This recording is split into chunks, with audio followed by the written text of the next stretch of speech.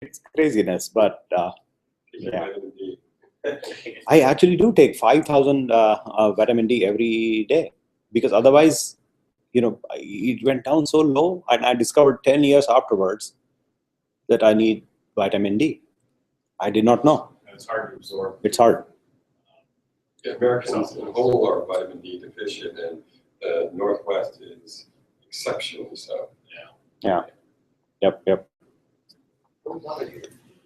I think the area is beautiful, no doubt about it, no doubt. Living on a bottle. So have you had a chance to read through these things? Here, Yeah, I'm trying to think if that's good or it's bad. not good. No. My, Too much my, water? Yeah, too much slime and mold and mildew. the Netflix. Oh, okay. Oh, we're supposed to read through that. Now, did you get a chance to review through the link? It's one of the list items, right, in the list that you have.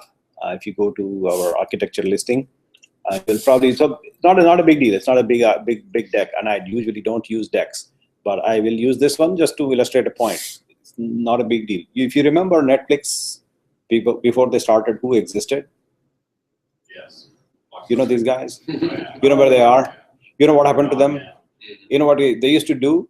How did Blockbuster make money? Renting. Oh, you go there and pick it up and. Probably late fees. Late fee, Yeah. right? Late fee was the biggest, and they were essentially got eliminated by this red envelope. Right at that time, red envelope was big. You did not have late fee. Netflix red envelope came in the mail, and they had this strategy of putting their centers of distribution worldwide. Not worldwide, nationwide, and so they had a Renton location, and that's what I remember, right? Tacoma location. So the mail used to go back to Tacoma, and that's where they will collect what was the long tail. You heard the word long tail? You know this word? Long tail is the concept, right? That you can find the most exotic Indian movie in Tacoma with Netflix, right? Nobody would watch it except people like me, and I don't even watch it. But that's the long tail. That you have a huge collection. These are the most popular, Fast and Furious 7 movies right here. And then, that exotic movie that my grandmother will watch, it's probably here. Yeah. And that is available in Tacoma. That's the concept of long tail, right? You have a huge collection, and that cannot be done with Blockbuster. Right. Store would be too big. Yeah, it's impossible. So Netflix has the advantage of sending DVD in the mail and creating a long tail. The tail has become even longer by going online, right? If you go online, what happens? The tail can be really, really long. You can include all the countries, all the cultures, all languages, and all it takes for you, practically the cost of doing business, is some storage space in S3. Think about it that way. How much does it cost to store an S3? A cent. Pretty cheap, right? A movie is 5 gigs. Just changed on it. The licensing is totally different, and that's why it stalled a lot of Netflix online. Right. They could go out to Fred Meyer and buy DVDs if the studio wouldn't sell them to them, and just put them into their stock without paying any licensing fees. But online, you have to pay big, huge licensing fees. So we'll talk about licensing briefly, and it's a valid point.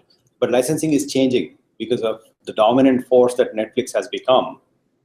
With that force, licensing structures that Hollywood and DCMA Act, DMCA Act, digital content, something. So basically, big movie studios are caving in a little bit towards what Netflix is saying, because Netflix has become a solid, powerful force, and they're now kind of sort of listening to what Netflix says. Right. It seems that Amazon is catching. Yes, so there are multiple players here, at least 3 big ones: Amazon Instant Video, Netflix, Apple, iTunes, and Oh, they got a bunch. I yeah, bought and then a Sony Blu-ray player, and they've got Quadro, there's a whole bunch. There's There is a long tail in these service You providers. just go ahead and online order, Hulu, yeah, And so- order your, YouTube. yeah, YouTube also. YouTube sells movies. YouTube. yeah. Google videos, Google movies. Google has you can rent Yeah. this movie that Kim Jong-il, whatever that guy was, North Korea movie. Yeah, I saw that movie on the day it was banned in Korea. The primary reason was that he was trying to say something, and I said, yeah, that's the only reason I want to watch that movie, and I did. So I spent $6.99 on 2-day rental with Google Movies and watched it. And so that is another player. Yeah. And so if you think about what these companies are trying to establish is a channel to the end user, so that you, wherever you are, and it doesn't have to be a DVD, because you can reach the end user, become a channel. And the transition that they were trying to accomplish was that, this DVD in the mail is still expensive as opposed to, getting the movie directly playing on your Mac or on your Mac or your iPhone. And that is much more effective. People can just on demand click and play. And that scenario was hard to pull off. Well, too, like play this gun. Right. Yeah, that is. And so, Right. Yeah. Still has the slide. Oh, really? you have a slot? Oh, wow. Okay. Nice. And so, yeah, there is, Never used it. yeah, exactly. Yeah, but so the slots are disappearing, right? And then this question of what Netflix wanted to do is transition away from this DVD in the mail business towards online streaming. And to pull that off, you need a couple of things. Like things that you would need is a data center, for example, right? So does it make sense for Netflix as a DVD in the mail business to create data centers and then start managing them and then start? No. Why? It's not their primary business. Right. Why? Yeah, so the questions that are really in their mind were, who will manage the streaming backend? Like somebody has to stream on the backside and then has to reach your iPhone or your Mac or your PC. So how will that happen? Who will manage it? And what devices will you use? They have no idea. Like at those times, they did not have an iPhone, or there was no Surface. There was Mac, there was Windows PC, there were some Nintendo, PlayStation, some Xbox, some Android devices coming up. And actually, Android was also not there. iPhone came first, right? Before Android? Yes. So iPhone came and then Android came along. And so the question was, what should the client experience be? And if you look at all these movie standards, the DVD standard is very well defined. The standard is, let me pick up a Wikipedia graph that I want to show you. You probably know this, but it is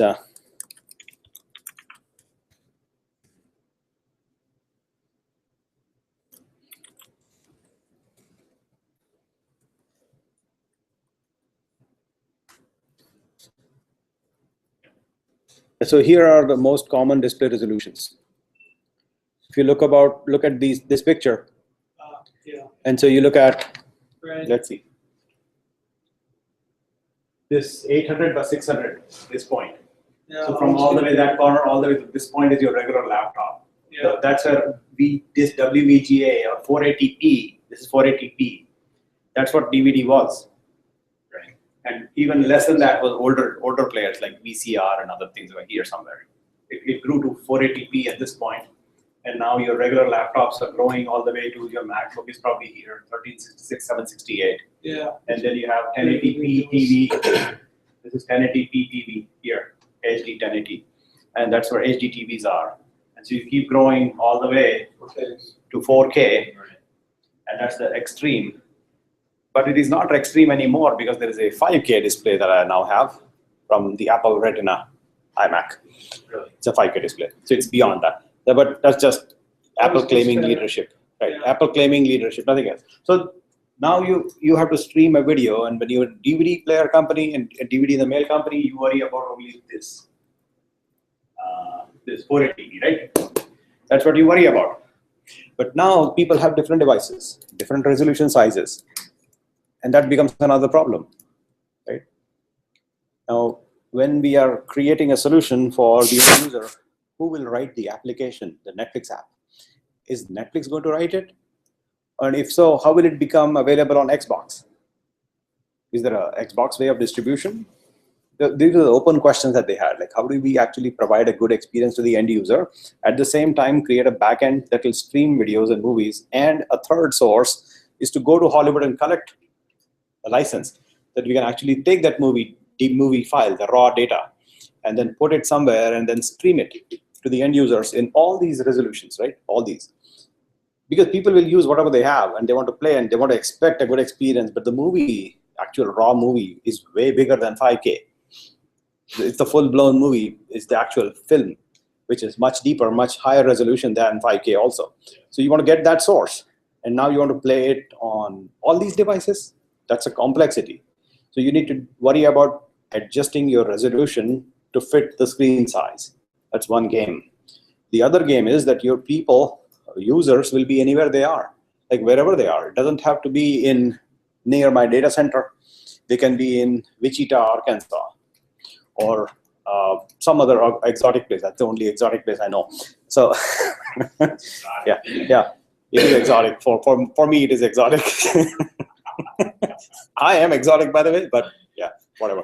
So, so if you go to Wichita, that user in that city expects movie to be playing comfortably, and even though my data center may be in Seattle, so I need to worry about that streaming part, the latency part, the transmission, the bandwidth, the end user problem, which is their internet connection might suck. I might reach that city, but what about the last mile? What about Comcast? What about the last mile? That problem, right? We have to worry about that problem. What else do we have to worry about when you're starting a new business of streaming online services, something like this? What else do we have to worry about? Like, get the content and take it all the way to the end user in any channel, any location, anytime, any resolution, any language, subtitles, time of day, internet connection, dependency, variability, latency, jitter, all these issues regarding end-to-end flow while keeping the end user happy. What happens if the user is unhappy? They go away.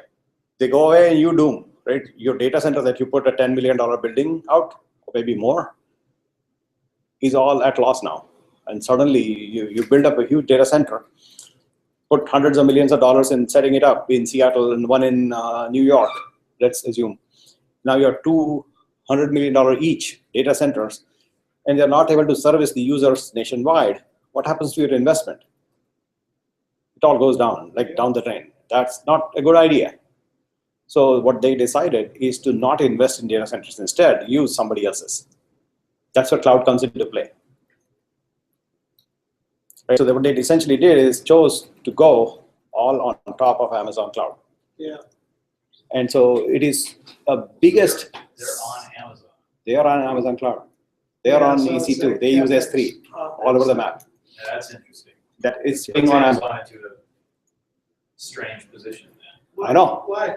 Yes, it does. Because you have. I mean, you're just buying resource, hosting. Yeah, but so he's talking about Amazon Instant Video. Oh, the Your competition. Competition, right? Yeah. Yeah. So that is a little, that came later. Initially it was Netflix running on Amazon Cloud, and decided to move in that direction because the real question they want to answer is that we do not want to get in the business of managing our data center, right? Yeah. So there is another slide. Like, I'll go to that one. By the way, there are these videos also that you should watch. They're probably interesting, long but interesting. I hope you're interesting. And so on the client end, meaning the people's hands, like you have a laptop or your iPhone, when you need to get that application, they need to somehow connect that user with the service. Another perspective in the initial days was that should we create our own HDMI box, Right. and then give it to the users for $100 or maybe for free? Call it the Netflix box. Should we create that?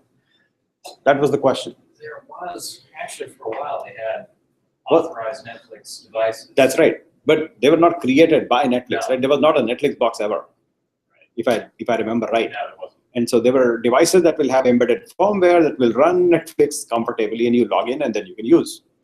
But there was never a Netflix dedicated box like you have the Comcast box or the Xbox or the PlayStation or other boxes, Roku box or some other, I don't know what box. There is a pirated Chinese TV box. Have you seen that? So it's in Chinese store. You can go and watch all Chinese channels pirated for $100, one-time investment. Hooks up to HDMI, shows you high definition HD Chinese. I did not know. I just figured out. One of my Chinese friends said, you know what? Let me show this to you. It's an Android stick, essentially, $35 Android stick that you plug into the back of HDMI on a TV and all day long party. There is no need for Netflix for Chinese people, apparently. Just that's what they have. So yeah, I don't worry about that. But the scenario here is that you are now worrying about if you create your own box, you are now competing with the port that you will hook up in HDMI. There are only 3 or 4. Most TVs have 4. And so one of them is occupied by Comcast. I mean, they're not giving it up. People might have an Xbox or a PlayStation, one of these two. That second one is gone. Sure. And you might have a port left over, but think about it. It is really a hassle to go behind the back of the TV and unplug the cable and put another cable. And it's just, nah, I don't want to do that. That's the way of thinking that they had. So they did not create a Netflix box to begin with. It saved them money, right? But then they had to worry about making sure that their software runs on the boxes that already exist in your home. So they had to come up with, DVD players built in with Netflix, or TVs that play Netflix, or ask Microsoft to include Netflix application in the Xbox firmware update. Yeah, my Blu-ray has Netflix. Right, incorporated into right. it. Yeah. Some TVs come with Netflix app built in. Yeah. These TVs have Android on the back end, and that is what running a Netflix app in the Android. Then we have, they started partnering with Xbox and Nintendo and Wii and PS3. That was PS3 that time, now it is PS4. Didn't they contract with Roku to actually? Yes, Roku also. They were going to build a Netflix branded box, and then they backed out just right before the launch. And like, no, we're not doing it. And the Roku said, fine, we'll just launch it. Yeah, because they wanted to give this ability for you to choose which device you like. And so having a dedicated device deviates from that strategy of giving that neutral perspective of, you choose your device and you come, in fact, there is this slogan that PlayStation has that you might remember if you use PlayStation: live in your world, play in ours. And that's what PlayStation That's branded. smart. Yeah, it's very smart. Yeah. And unless, it's smart as long as you don't lose credit card information. Then it's okay. But they did. They lost private key apparently. Yeah. So that's idiotic. I think if they built their own box, they would also be competing to become a competitor of their partners. Right. And so that's the co-opetition angle that I mentioned a book, right? You remember co-opetition book? Yeah. That book you should read. Actually, it's not a cloud book. It's not a technology book, but it's a very good book from a business perspective. And so you should read that. I strongly recommend co-opetition. You remember the name, right? Yeah, it's in my... Totally recommended reading. Absolutely. No matter whether it has nothing to do with technology at all. But it's a good book. So I'm recommending that you read. It's a good textbook. Having said, these guys started, creating partners to include the application itself in variety of platforms. So Android was the last one to play because of DRM issues. You know what DRM is? Digital rights management, or the thing that most people hate. Yeah. If you know what that thing is, then you will hate it. The fact that you buy something from iTunes, that you cannot copy it to another machine. Yeah. Right. So it's protected music.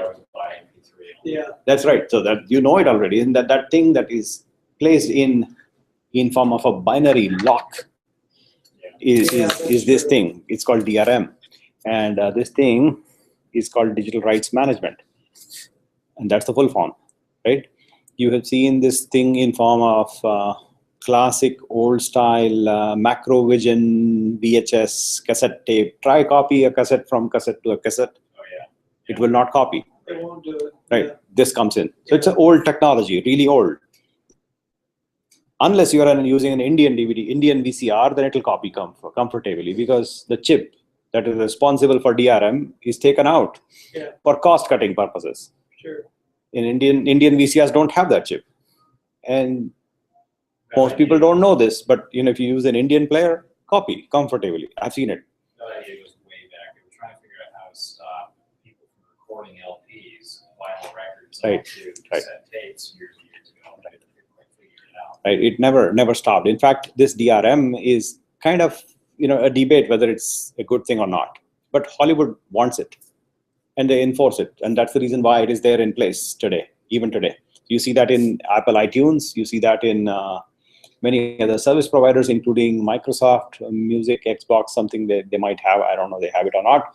But Amazon started selling MP3, and that MP3 is devoid of DRM. That doesn't have it. Does not have this technology, so it can be copied if you want. So a lot of the DVD copy utilities, and I can't remember the one that I've got, basically acknowledges the fact that there is a rights management. Yeah. And won't copy for you. Right. So the rights management. So what's on the DVD? So DVD has this protection built in that Yeah. this guy cracked it, and so he cracked that DVD protection and open sourced it. And so his name is DVD John, and he created DVD CSS, DCSS. So it is the DCSS software that is now open source, that is built into Linux. So you can actually copy DVDs because of this software. It's open source, and so Legal gray area because yeah, it's gray area. It's fair use interpretation comes into play, and so if you are using, as long as you're keeping your DVD for in your own home usage, So DivX, is it open source? DivX is not. No. No. So it basically allows you to copy anything. Yeah, DivX can be copied. Yeah. Yes, I think it can be copied, but there are protected version of DivX also. Now, what this guy does was basically wrote software that decrypts DVD protection, and so he's DVD John, as people call him, and the software is available. And he's 31 years old, lives in Norway. Wow, and he's 31 now. yeah, 31 now. Yeah, he was a kid. It's like 12, Yeah, yeah. 15, He was a kid. 16 years ago.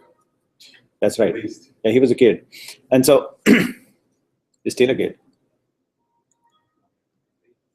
That's Ignore. so this right management has to be taken care of in order for Hollywood to keep providing Netflix with movies. If you don't do this, you cannot get movies licenses. You cannot get the source files, the data that movie provides, that movie companies provide you. And so if you don't have the movie, what will you serve? Yeah. Nothing.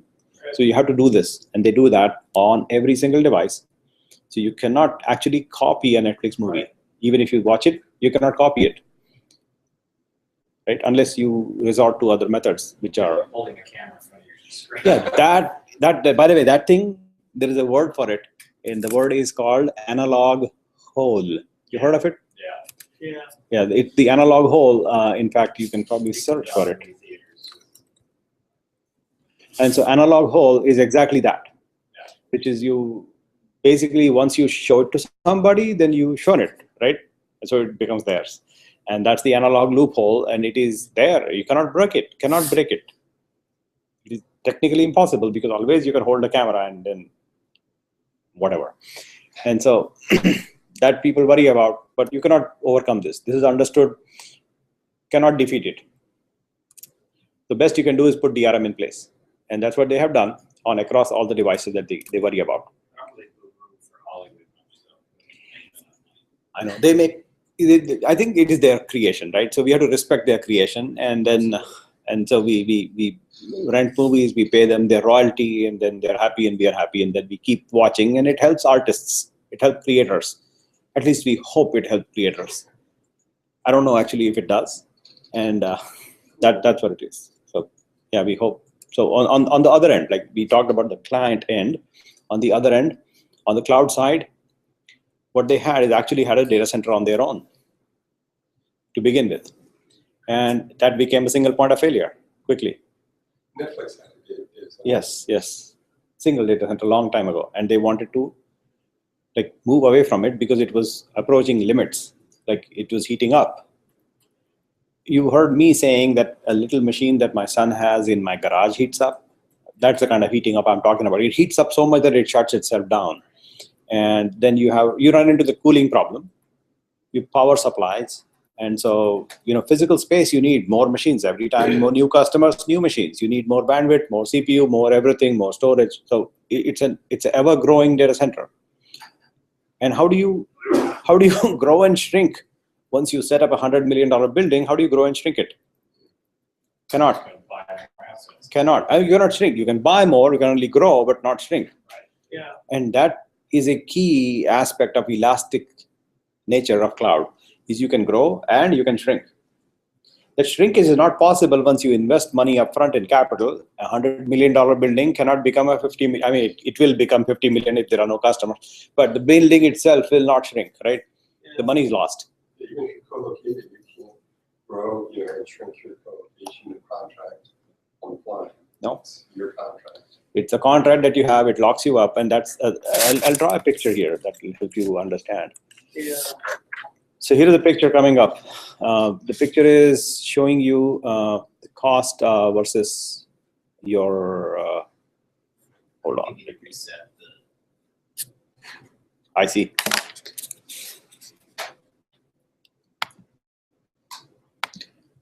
So let me reset. Disconnect Apple TV. Reconnect Apple TV. This happened yesterday Yeah, also. Wikipedia DRM stuck in there. I see. Yeah. Okay.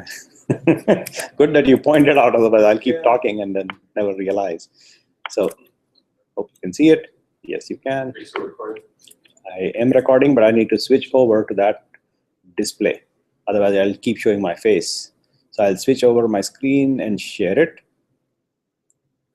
and present to everyone and then switch. So the point I was trying to say is that if you invest money in some data center, that you upfront invest $100 million, right? Upfront. And then your customers will eventually come, you hope they will grow.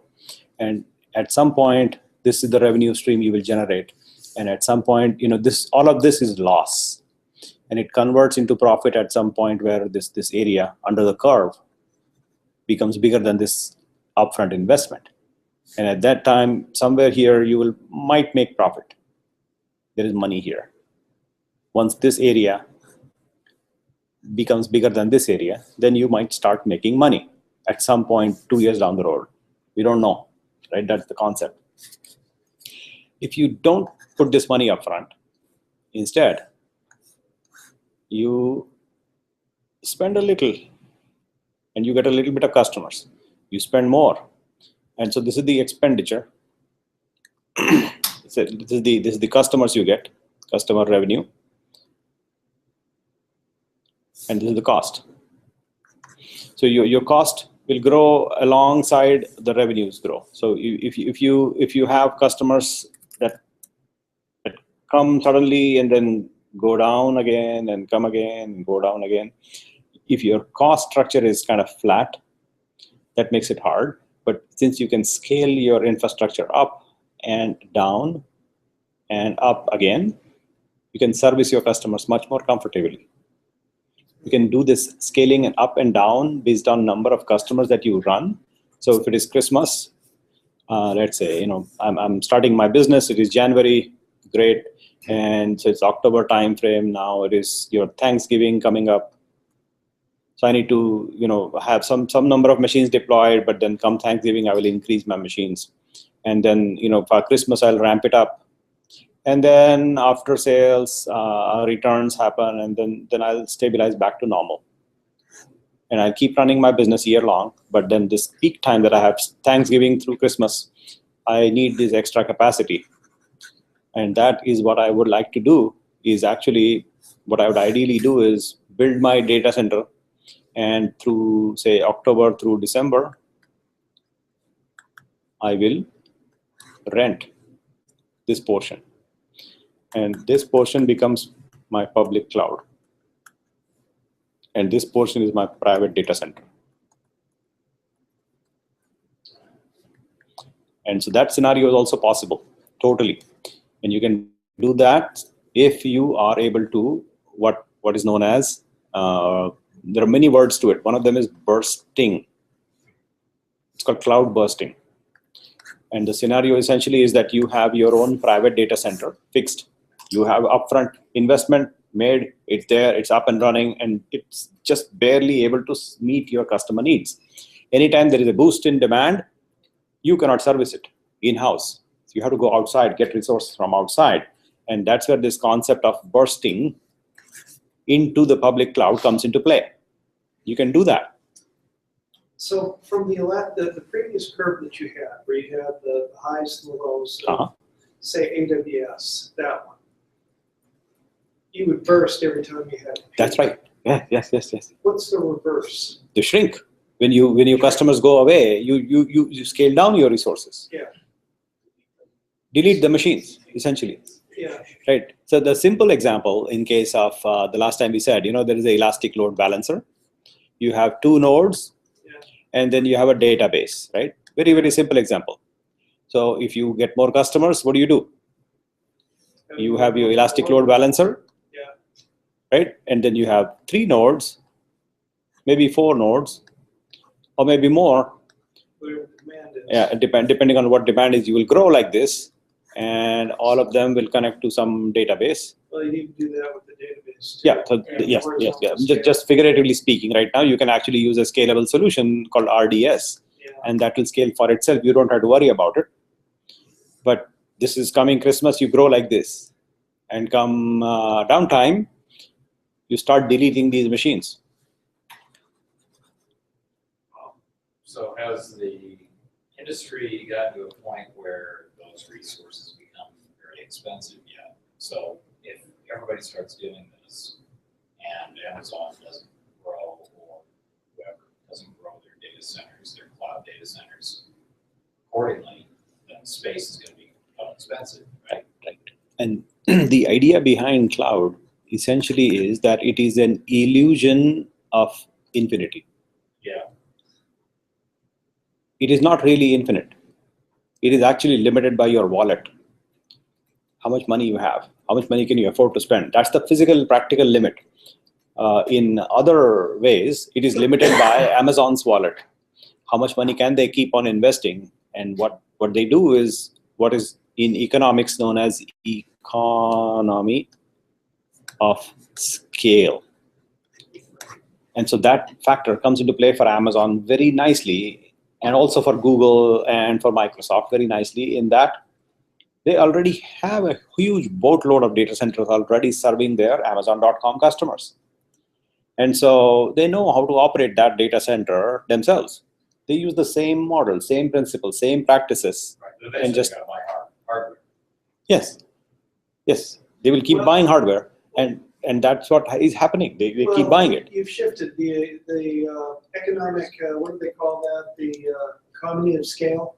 AWS wants to be the provider of hardware, and they provide the elastic tendencies, but they have the CapEx model then, because they're going ahead, hosting more, getting the depreciation cycle and all of that. So we've shifted the economic model over to that. But it drives all the way through the entire cycle. So Amazon goes to Dell, and Dell says, well, we're raising the prices. Dell goes to the supplier, or Amazon goes to the supplier, Dell, Quanta. They say, Quanta, can you supply us with servers exactly like the one that Dell is giving us? And they say, sure, but can you do it to us at 50% discount? They say, oh yeah, no problem, that's what we're providing to Dell, we'll provide to you, but in volume. Yeah. And so you, the individual, can't buy and can't get that price, Yes. but Amazon can. Yeah. Hey, I had a question, Alicia. Now, the whole cloud model, wasn't it originally based on Amazon and Yahoo looking at their gigantic installation of servers and going, most of these servers are at 5 to 10% utilization. You need to do something with this excess cycles, Sell it. CPU cycles and storage, Yeah. and somebody came up with the right idea. Sell it. Yeah. So we have a glass, and the glass is only 5% full, right? This is the CPU consumption. That's yours. right? He's always half full. Right. Yeah, so class is always half full. And so the rest of the class, you can fill it up by inviting other people, right? And not all the way 100%, but leave some room. But the idea is there is some space we can utilize. So Yeah. start renting it. And so we carve out virtual machines and then start giving it. That's how the concept begins, with virtualization coming into play. And then you put VMs instead of real machines. And then you have extra space that you can rent out. And that's how the concept of this comes into play, essentially. If you remember the word cloud, like 10 years, 15 years ago, people used to call the cloud, which is like anything that is abstracted away from you is cloud, right? Abstract. And so now it has a formal definition to it, essentially. But that's what the original meaning of marketing people used to say, these things. 15 years ago, I remember, think of it as a cloud. And so as if it's a black box that we don't worry about. Yeah. It's just there and we can use it. That was the idea. So if you look back at what these guys did, is that they migrated their entire data center away from their own buildings to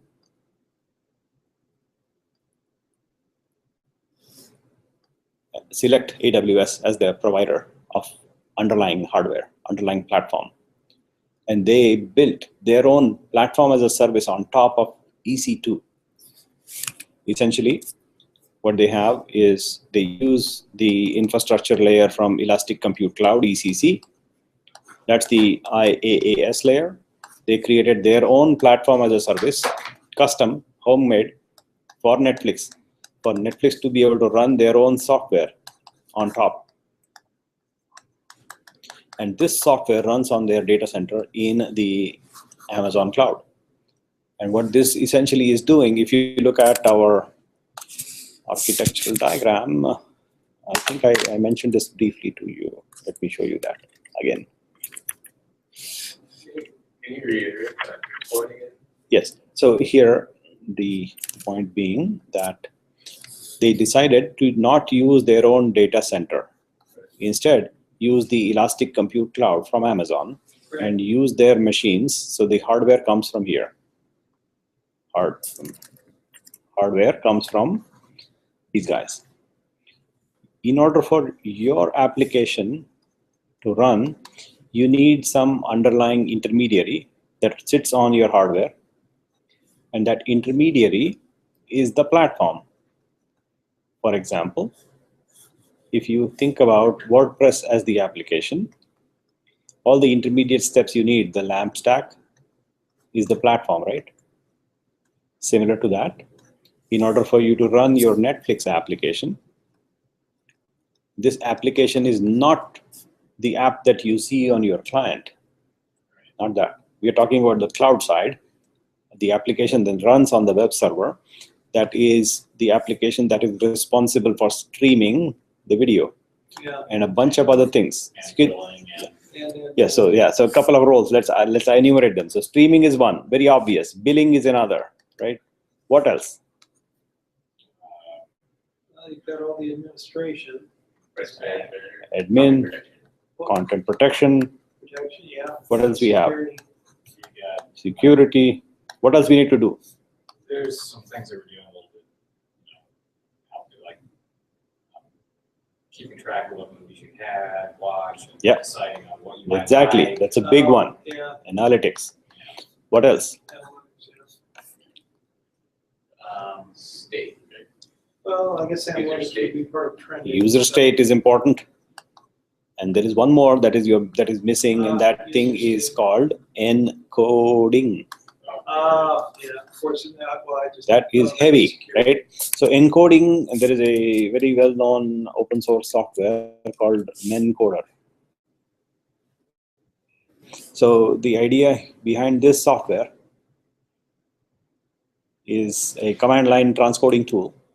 And what this will do is transcode your 480p movie into 320p into any resolution you want. So basically transcode. Yeah. In real time. Whatever your end device is. Yeah, it can do real time, but the idea that Netflix has is it doesn't have to do real time. It can do nightly, once in a while. Whenever a new movie comes, you transcode it to every known resolution that your users need and keep it in S3 and you're done. Yeah. and then you just serve that hook one, up to that. right? You serve that one. So here is an example. Let's say. Like, it's So- a little complicated too, because you got state, but it's the state, user state is per account, right? So I may account per device. Right, I may be on like a high resolution device and I pause or, Right. and then I switch over to another device and it's gotta pick up that Yes. same location in a different file. That's right. That's correct. And so let's say, imagine Fast and Furious comes, the new movie, right? The movie file is huge. I mean, it's probably the full-blown film that you see that comes from Hollywood straight to Netflix. Now, what do you do with it? You cannot even play on a 5K display. It doesn't play. It's way high resolution for that. So you have to shrink it down to the resolution for the target device. And you do it for all known devices, like all the device sizes that you know, iPhone 1, iPhone 2, app, Android, Surface, you name it, all devices that you can think of. You create a list and you start transcoding using the encoder tool. There is another software called FFmpeg. So they store every one of Yes. those. So let's say, you think about it, call this the f.raw. The raw file comes from Hollywood. Right? Call that file, store it in S3. Why not encode it at the device? Is it too big? Expensive. To print? Expensive. So CPU will die, your battery will run out. If you encode it on, Then you transmit all that you stuff. transmit all the raw I files, I right? can see that the big transmit would be nasty. It'll but- kill, yeah. nothing will work. And so if you transmit this raw file, it takes like overnight. In fact, most modern theaters, Yes. like you see, will not have a film. Right. They will receive the raw and then Jump project the on it. raw. Yeah, Boeing made that. MP4 file. The receivers for the movie I see. theaters. I see. Okay. They used military antenna, military technology from antennas. Is that right? Yeah. Wow. Cool. And so these raw files are actually what you see in Bella Bottega or other theaters or maybe IMAX theaters. That's what they're projecting. Right. That you can see full resolution screen. That's what they show, the high quality picture. That's why you pay $15, $20, whatever you do, right? One time, one ticket, one evening. And so that raw file is visible, available to them. They have to encode it down to every little resolution. So you name a list of all the resolutions down from 4K TV all the way to 480p, right? All things in between. They're not really doing 4K yet, but I don't think. They are. Yeah, there are some Netflix and 4K movies available now. So these resolutions is just one aspect. Now let's talk about some other things that they worry about, which is, you heard of this file format, right? You know this. You know about this also. MP3 and 4. Right. This is video, this is audio. Have you heard of this? Yes. Yeah. This? Yes. What about this? Yeah. Yep. The list goes on.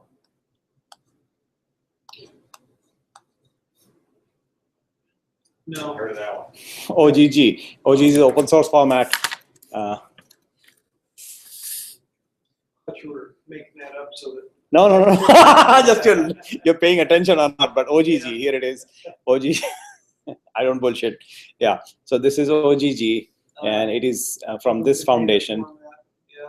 And this foundation is a non-profit open source format from, where is that? OGG. Click. Zip.org. Yeah, so this is the OGG. It's also a last name in Sangha, some cultures, but it's a free open container format. And there is another format called Theora. So I'm not making it up. Theora. And there is another open source format called from Google, VP8 encoder. There is a Microsoft format, forgetting the name, that's used in Link. Then there is a format for Skype. And so all these There's an codecs, audio so format too by, FLAC, free lossless audio codec, FLAC. This is open source also. And so a plain simple raw file is called WAV. Yeah. Right. And that file is the purest audio you can capture. And so similar to that, you can also create Real big. a FLAC out of WAV which is compressed but still lossless. So this L is lossless, meaning if you have a file and you compress it down, it becomes small. And so if you have a WAV file and you create an MP3 out of it, it becomes smaller, but then you lose something. Yeah. Right? You lose something. And that is called lossy compression. Oh, that's the new one. Which one? Oh, PONO. PONO. It's a new audio I see. format. I see. Neil Young, actually. Okay. So this guy is lossy, and so there are other variations to it called free lossless audio codec. So this is lossless, meaning it is, yes, FLAC is open source, lossless. And so you can create a FLAC file, which is kind of sort of almost the same size, maybe a little bit longer. And it is as good in quality as the original without a loss. So you have to worry about all these formats also, because, you know, the Apple machines will play these guys. Windows will play this. And Linux will play this. And these are open source formats. It will play anywhere. This is called Matroska, by the way, MKV, I think. MKV, I think it is. So Matroska format. And MP4, MP3 are not open source, but they are from the Motion Picture Experts group. It's a consortium of some companies that has created. So MPEG LA is the licensing authority that licenses MPEG formats for companies to use. And everybody licenses it. And the license is available. So it's not open source, but it's available for you to use if you want to use it. And so all these resolutions that we mentioned, and then codecs, coders and encoders that we worry about, because certain devices will have certain codecs and not others. So Apple will have these, Windows will have these, and we have to worry about all these types also. So when you convert that original raw file into every target device, you have to worry about resolution and also about codec. And keep inventory of every file type that will generate as an output. So this file called fastandfurious.raw that you have as a source, the truth, then you create your version for iPhone 6, version for iPhone 4, a version for Android, whatever, version for Kindle tablet, a version for PlayStation 4. And so you basically create files like this and you dump it in a bucket in S3 and keep track of inventory in some kind of database as to what do you have, because this is the inventory that they have. This is the thing that they store in the store, right? Now you have to worry about the users and their behavior and their state. Like Brian is watching a movie on his big screen display, and then he decides to now walk out in the evening, but he still wants to watch while he's walking, for example. I'm just making it up. So the user state that he watched that particular movie, Fast and Furious, it's a 2 hour and 8 minutes long movie, for example, and he seems to have watched it all the way into 47 minutes, and then he paused at that moment. And so that user state has to be known. So when he just suddenly shuts down his screen, and Netflix has to know, central location has to know that Brian paused at 47 minutes into the movie. And so next time Brian now in the backyard walking around with his dog and starts to watch that Fast and Furious on his phone, the resumption will happen from where he left. So you have to worry about that aspect. I've seen it even work where they'll change resolutions on you based on your perceived bandwidth. Correct. That happens all the time. And sometimes people notice it, sometimes they don't. Yeah, I always notice it. Yes. So you have to have the eye to notice that, hey, something changed. But not everybody has it. But that is better than when it doesn't. I've got an older Oh, Sony yes. TV, and it doesn't. It sets the resolution or the scale, or what is the term, natural term for that? Yeah. But it doesn't check, and then sets the video based on the bandwidth. And it doesn't change. So if your bandwidth goes down, then you start buffering. Or if Yeah. your bandwidth was low and it tested, you start low resolution and it stays there. Yeah. And so this concept is called capability negotiation. At that time, at that point in time, if your Comcast is behaving, then your streaming is not proper, and buffering is one single biggest thing that people hate. I mean, I've seen it, Oh, yeah. especially teenagers. If it buffers, they just walk away and say, Netflix sucks. So we don't want that. And so what Netflix does is actively looks for users' experience on every device all the time. And they're collecting metrics on performance of what's the frame rate of pictures being rendered on your phone Yeah. all the time. And they're tracking this information centrally. And if they're noticing that your frame rate is skipping, or certain frames are not being played, or it's buffering, or if your internet bandwidth is problematic, they will drop the resolution a little bit and see if it improves. And if it not, they'll probably give you an alert saying that, you know what, please call Comcast. Don't blame us, Right. right? They will proactively do these things. Netflix did the same, or not Netflix, Amazon did the same thing, and for a while there, because I was having Comcast problems, they would refund me on a movie once in a while. Right. They would say that we noticed that your video quality was poor. There is a refund. Everybody did that, yeah.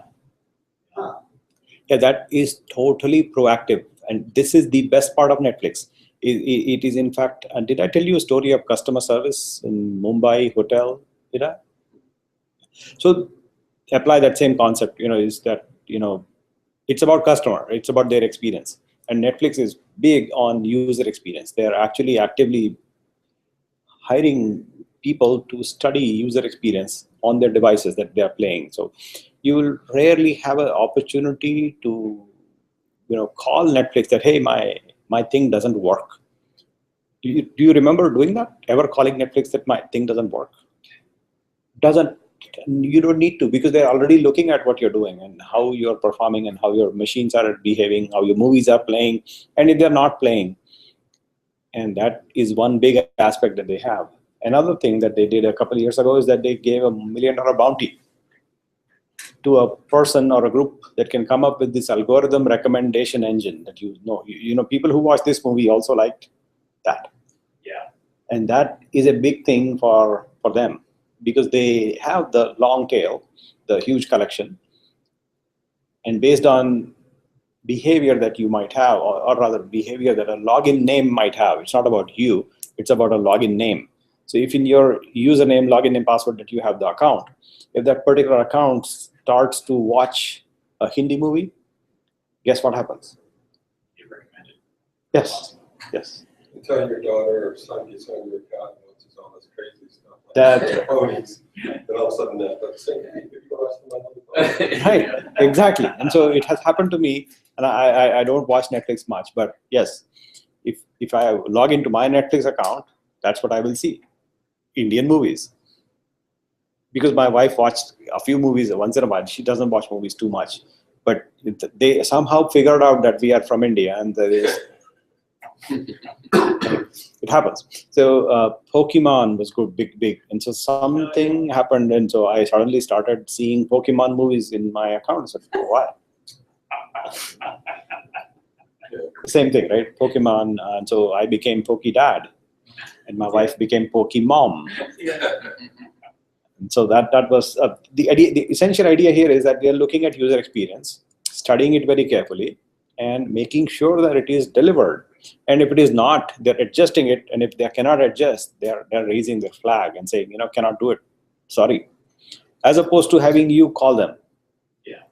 Which defeats the purpose of customer service, right? Customer service should be proactive and should automatically alert and fix it yourself, because they have a constant connection to you.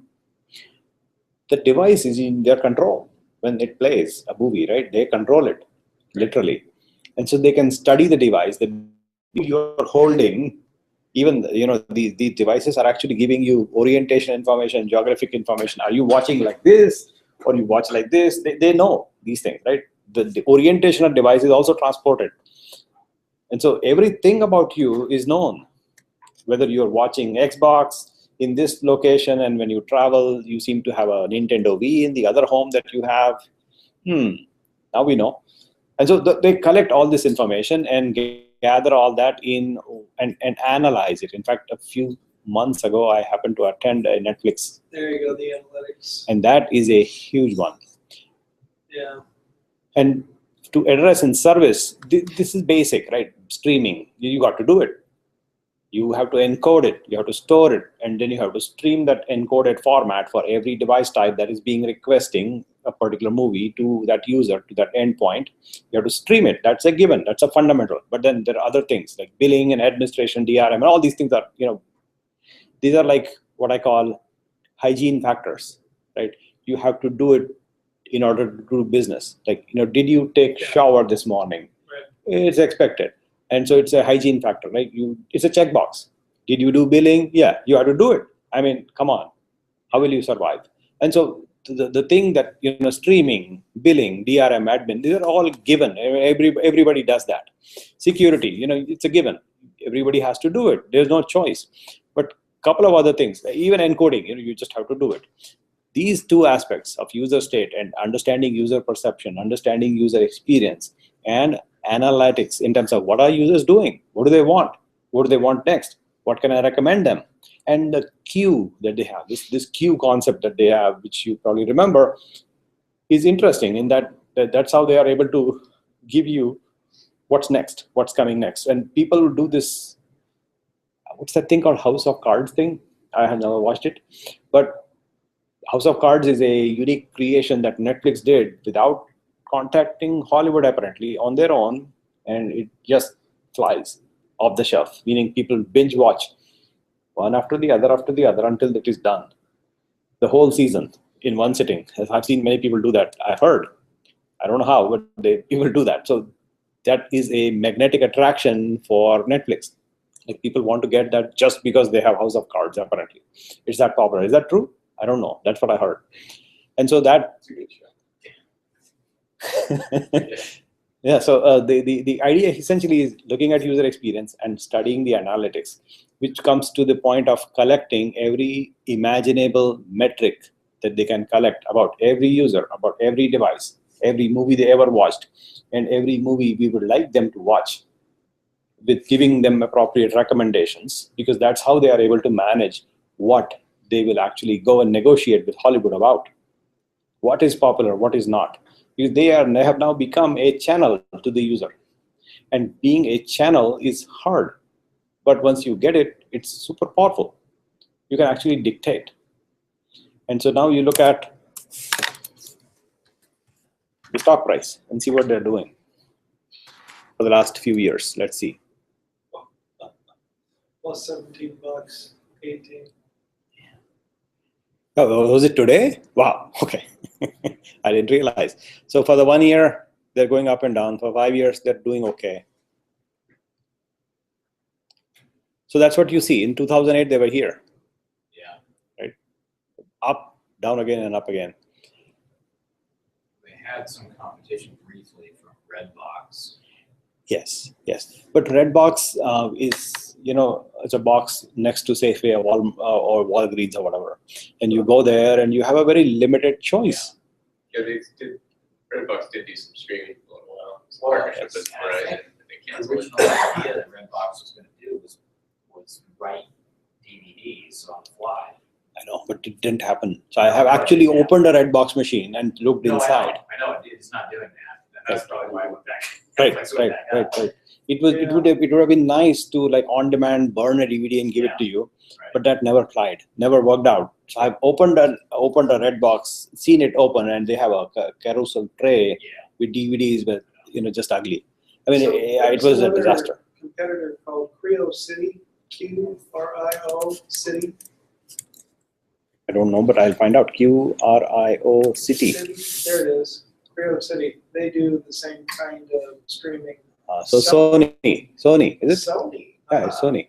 Which is why it's on my Blu-ray, which is a Sony. Curiosity, I think that's what it is. Oh, that's Yeah. yeah. So Curiosity, the different spelling, and it's Sony Entertainment Yeah, on the Xbox, on the PlayStation, and Sony players. yeah, Curiosity. amazing. There's Sony PS3, yeah, Creo City. Curiosity. Service takes Apple iTunes. Okay, that's it.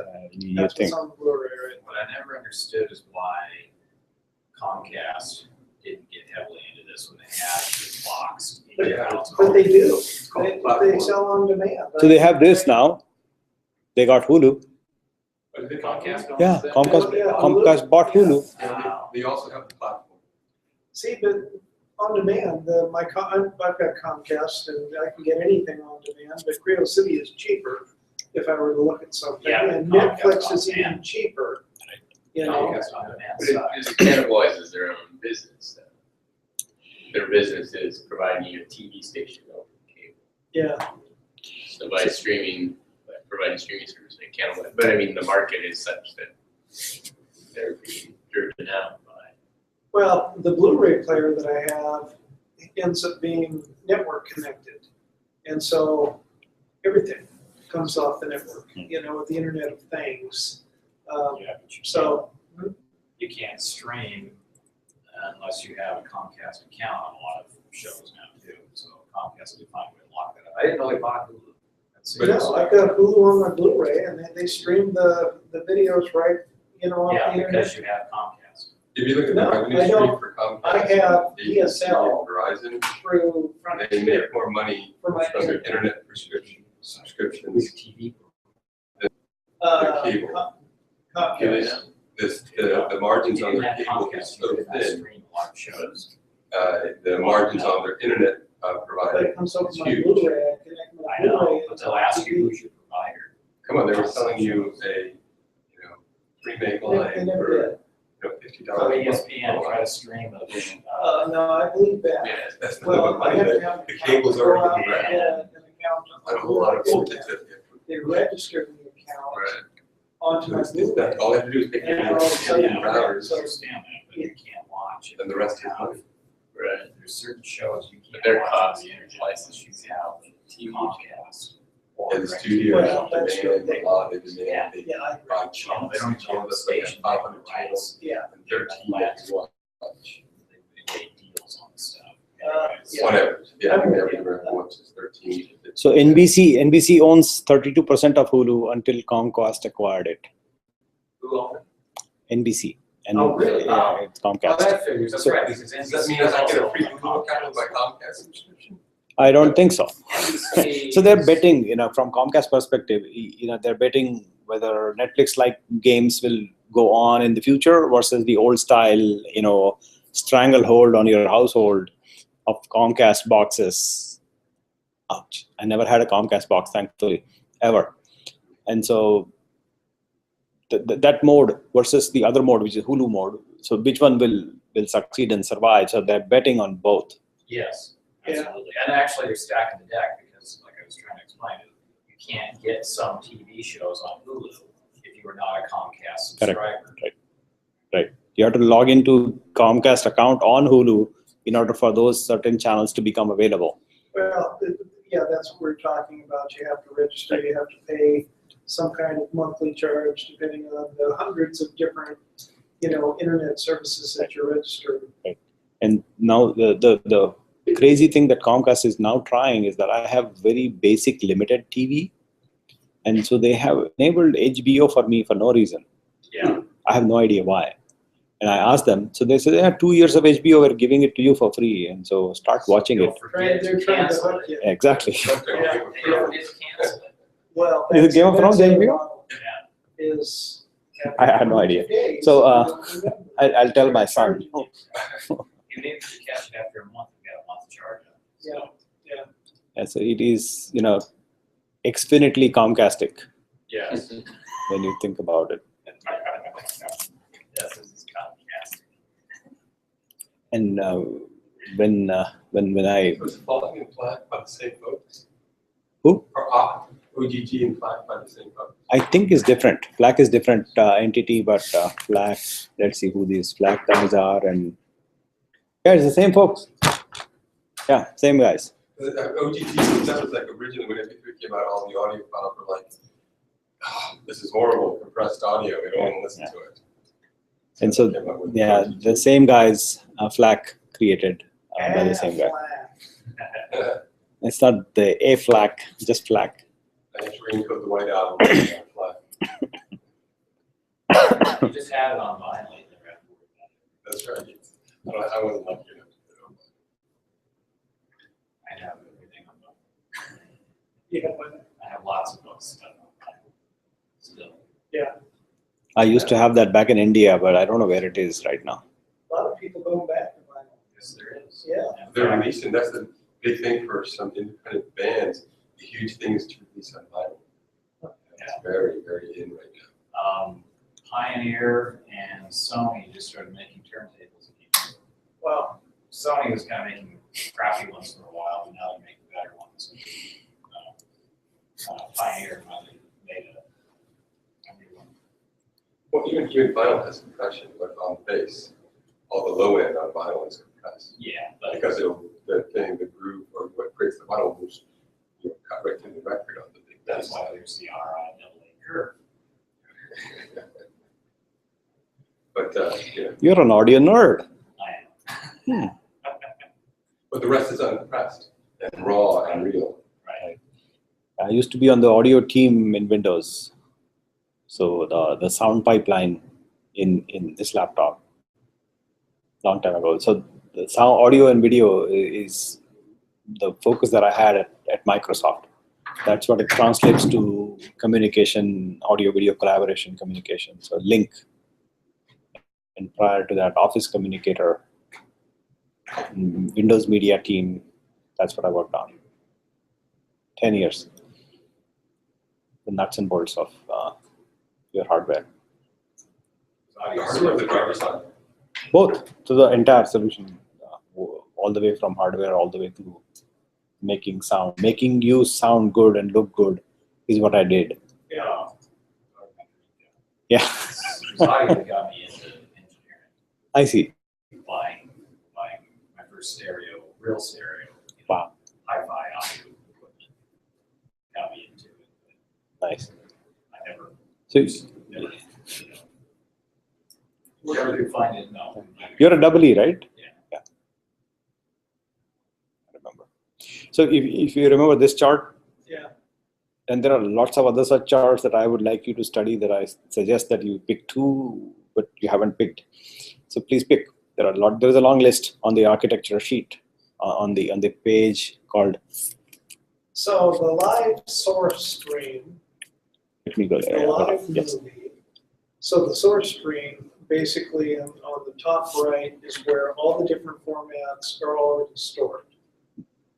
This is a live source, live. So it's Live. actually Okay, happening okay. as you speak. And the storage is somewhere in your S3 bucket. Over there. In That's here. a bucket. S3 bucket, you put that in your bucket. So it Okay. essentially looks like this.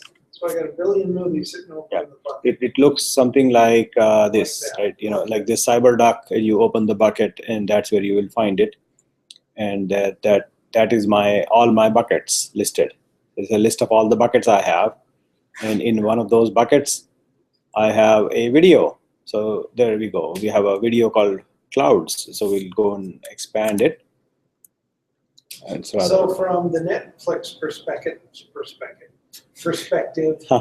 they have a bucket that has 10,000 movies. Yes. With that's 5 right. formats encoded a piece. Right. So in here, in my bucket, is this movie stored, and it's showing you clouds, right?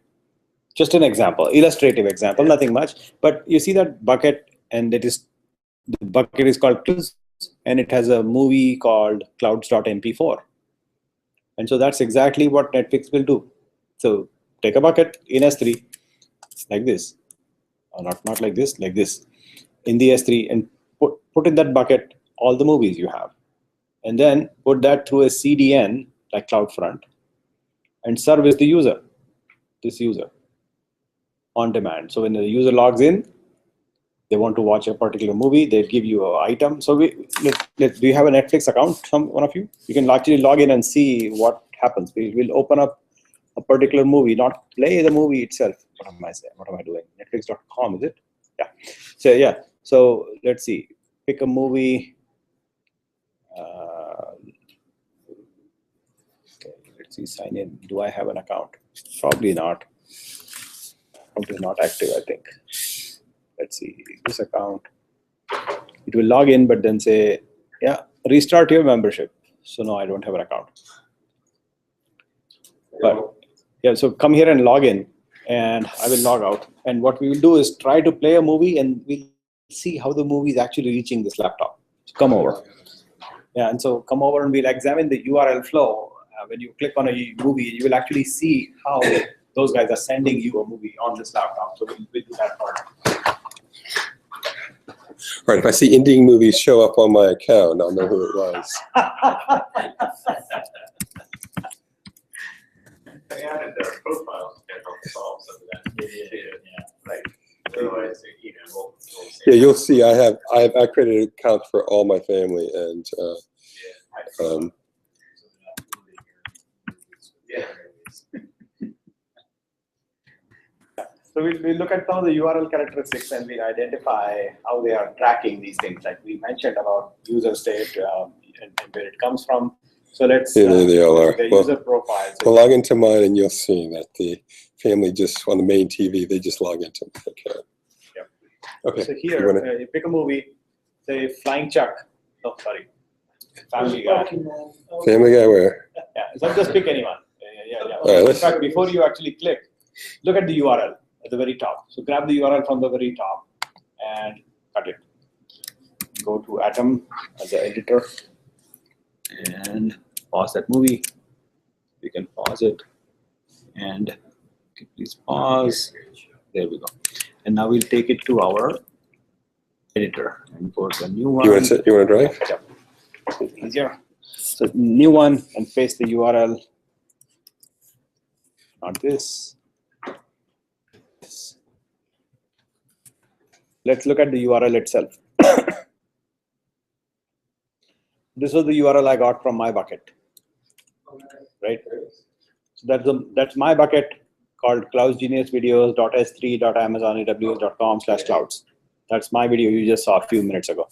I'll look at Netflix URL. Very long. Let's break it into parts. So www.netflix.com. Next part is movie WI player, and then there is this movie ID, and then there is this track ID, then there is this TCTX, and that's a long identifier. So somewhere in there is the encoding time. Yeah, lots of things that are included in the line number 15 that we have no idea what it is. Yeah. But if you look carefully, there is a reference to a movie ID, Movie and a ID, reference to a track ID, and something else. Yeah. That something else is probably user state. What Chuck is doing right now, what movie is watching, and they're also keeping track of the position pointer in the movie flow. Like Yeah, the movie somewhere plays. there is Chuck's identification. And so in my movie, there is no such thing. I'm not tracking anything because this application is not there. It's just a link. Whereas in this context, a movie is being rendered through a player software. This is a player application that runs in the browser. And this movie is being pulled down for this user that is logged in. So there's a user state included in this item. And the track ID is which variation of the movie. Like we mentioned about, if you do the same exercise on a Windows PC, you will probably see some variation coming here. For the same movie, this track ID will be different. You do the same exercise on an iPhone, you cannot grab the URL because it is not exposed, but it is there. The application, the Netflix app will connect to some URL somewhere. Will not show it to you, but it will connect. And that will be a different track ID based on the device you're using. And this contains the state of the user. So it will actually change over time. And if you look at this thing here, this movie, whatever the Top Gear, if you play, the play is actually into about less than a minute. We just started it, right? The play just started, and they're keeping track by asking this device, the browser, to report back what is the user doing with this movie at this moment. And the user may be just watching it on the laptop or maybe on a big screen TV, but all these metrics need to go there because they will then decide what to do with it. And that's the only way, I think, for them to survive a long-term competition from big names such as Amazon Instant Video, where many of my friends have switched from Microsoft to join Instant Video team in the Amazon company, Amazon.com. They're from the media team on Windows. They just shipped they shifted there. The key things that the companies like Netflix worry about essentially is to keep leadership in the areas of analytics and making sure that user experience is delightful so that you don't have to call them or stand in line waiting for Comcast to respond. Because there was a survey in which people asked which is the worst experience you ever had in customer service, and Comcast was the most worst experience, and the second one was, I think, IRS.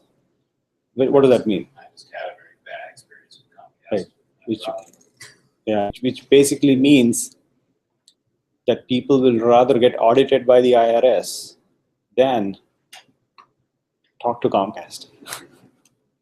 It's amazing that, a company that could really control this. And crazy thing is that I am a stockholder in Comcast. I don't know why, but I am. Yeah.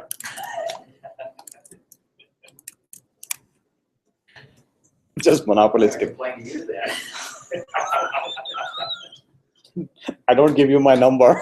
I will not give you my number. That will be a bad idea. So let me just log out of this Netflix thing. I wanted to grab that URL for you so you can get a picture of what we are dealing with here. So come on, how do I get out? Chuck, sign out. Sign in. Okay, we are signed out. Sweet. So from an implementation perspective, this is kind of a representation of what Netflix would do. Now, some changes that they will have to do here is they have to get this stream is not live for them.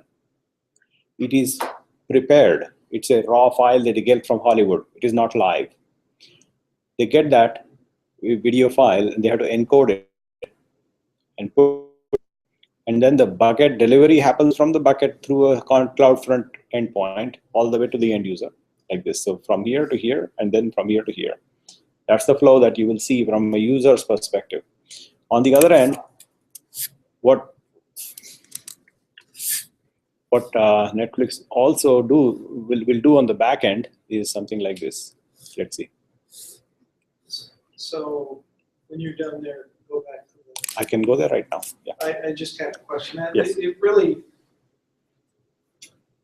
the live stream source, Mhm. that's the raw file coming for the one time? The live stream is like President Obama speaking live Okay, and is streaming on the internet okay, on State of the Union. That is what I call a live stream. okay, A movie is not a live stream. It is a Okay. dead stream. It is a stored device. It's a stored item in the bucket. oh, I see. It's a file. Well, It's we're not a looking at stream. live movie down below there. And so if you follow the arrow, the live stream is an input Here? into live movie. And this live pipeline is, think of it as President Obama giving a State of the Union speech. Okay, It is live as in now, real time live now, happening right now. That's So- what live is. so I got it. But you're saying that the movies are coming in from the S3 bucket that end up going over to live movie as a. Ignore this segment. It doesn't apply Which to is Netflix. an additional source. This segment does not apply to Netflix. All the way to the back. All the way, cut this portion completely. It's not applicable to Netflix. Okay, It doesn't apply. It is a scenario where President Obama will sit in front of a podium in White House and speak live to you and tell you what the State of the Union is. Okay. That is live. okay. All A right. movie is never live. I've never seen a live movie. So the next two boxes where it says live movie. Now this is live movie Obama transmission happening to you, reaching you. That's Obama's pipeline. Okay, So ignore this, it does not apply to Netflix. Yeah. Yet, who knows? Yeah, it does not apply at all. This is Ooh, President or like Obama's pipe. YouTube, right? Yeah, YouTube you can. In fact, right now, I am live streaming my sound into, like this, okay, into YouTube. It's going. It's happening right now. That's how we are recording. okay. And then the end user can actually observe it Yes. through YouTube. Have Okay. you seen it? Go to a page called hangouts.cloudgenie.us and watch my screen right now on your laptop. Yeah. You can see it. Or rather plus.google.com/Nilesh. That's where you will see it. Genie.us? No, just plus.google.com. Let's see if you can find it. So plus.google. Sorry, I misspoke. Not Hangouts. It's plus.google.com/Nilesh. Plus Nilesh Londeria. That's the name. That's plus. So plus. Wow. What else? Nilesh L-O-N-D-H-E-R-E. DigitalOcean, Cloud Genius, there we go. Now here, H-E-R-E. Sorry. Found. So Brian's having a problem there. And this is my page where you should see the video happening right now. And that is the video. This is what is live. See that live? And see the picture. Mhm. See the same picture that you see there. So you All get right. some interesting Hang on. feedback. So I You am, should be able to see the same picture if you visit a particular site. And there you can actually cause echo. oh, that'll drive you nuts. Yeah. Okay. So here you go to That's funny. plus.google.com/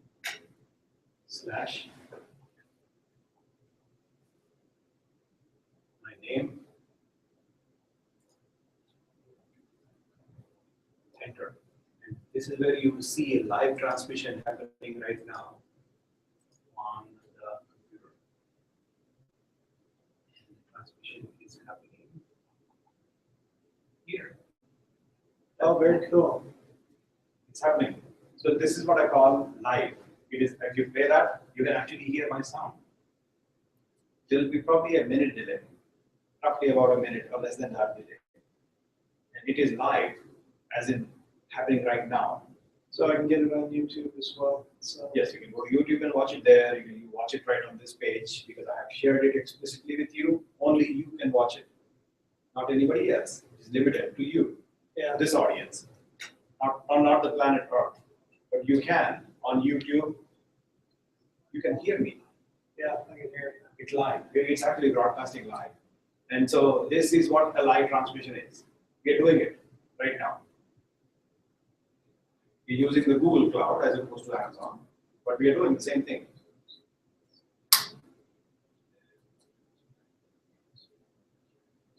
Cool.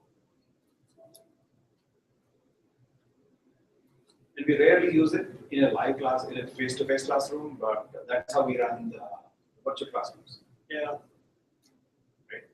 When people all over the world, wherever they are, they just participate like this. yeah, It's absolutely. about a minute delay, sometimes, not all the times. Good, I think. Good live stream is double Cool. speed. Okay. It's part of it is pre-recorded right now, right? So I have spoken for about 2 hours now. So that is recordable and playable. You can rewind and repeat that portion. But the future statements that I'm going to speak out Yeah, will become visible to you in a minute. yeah, And that is what live is. It's actually happening right then, right now, right here, right now. And so that part is not there in any movie that I have seen yet. okay. And so that's why. So that's all coming in from over here on the Yes. right, far right, comes down, and then I'm the end user, To the user. is the end user And, device. and I'm sitting somewhere here.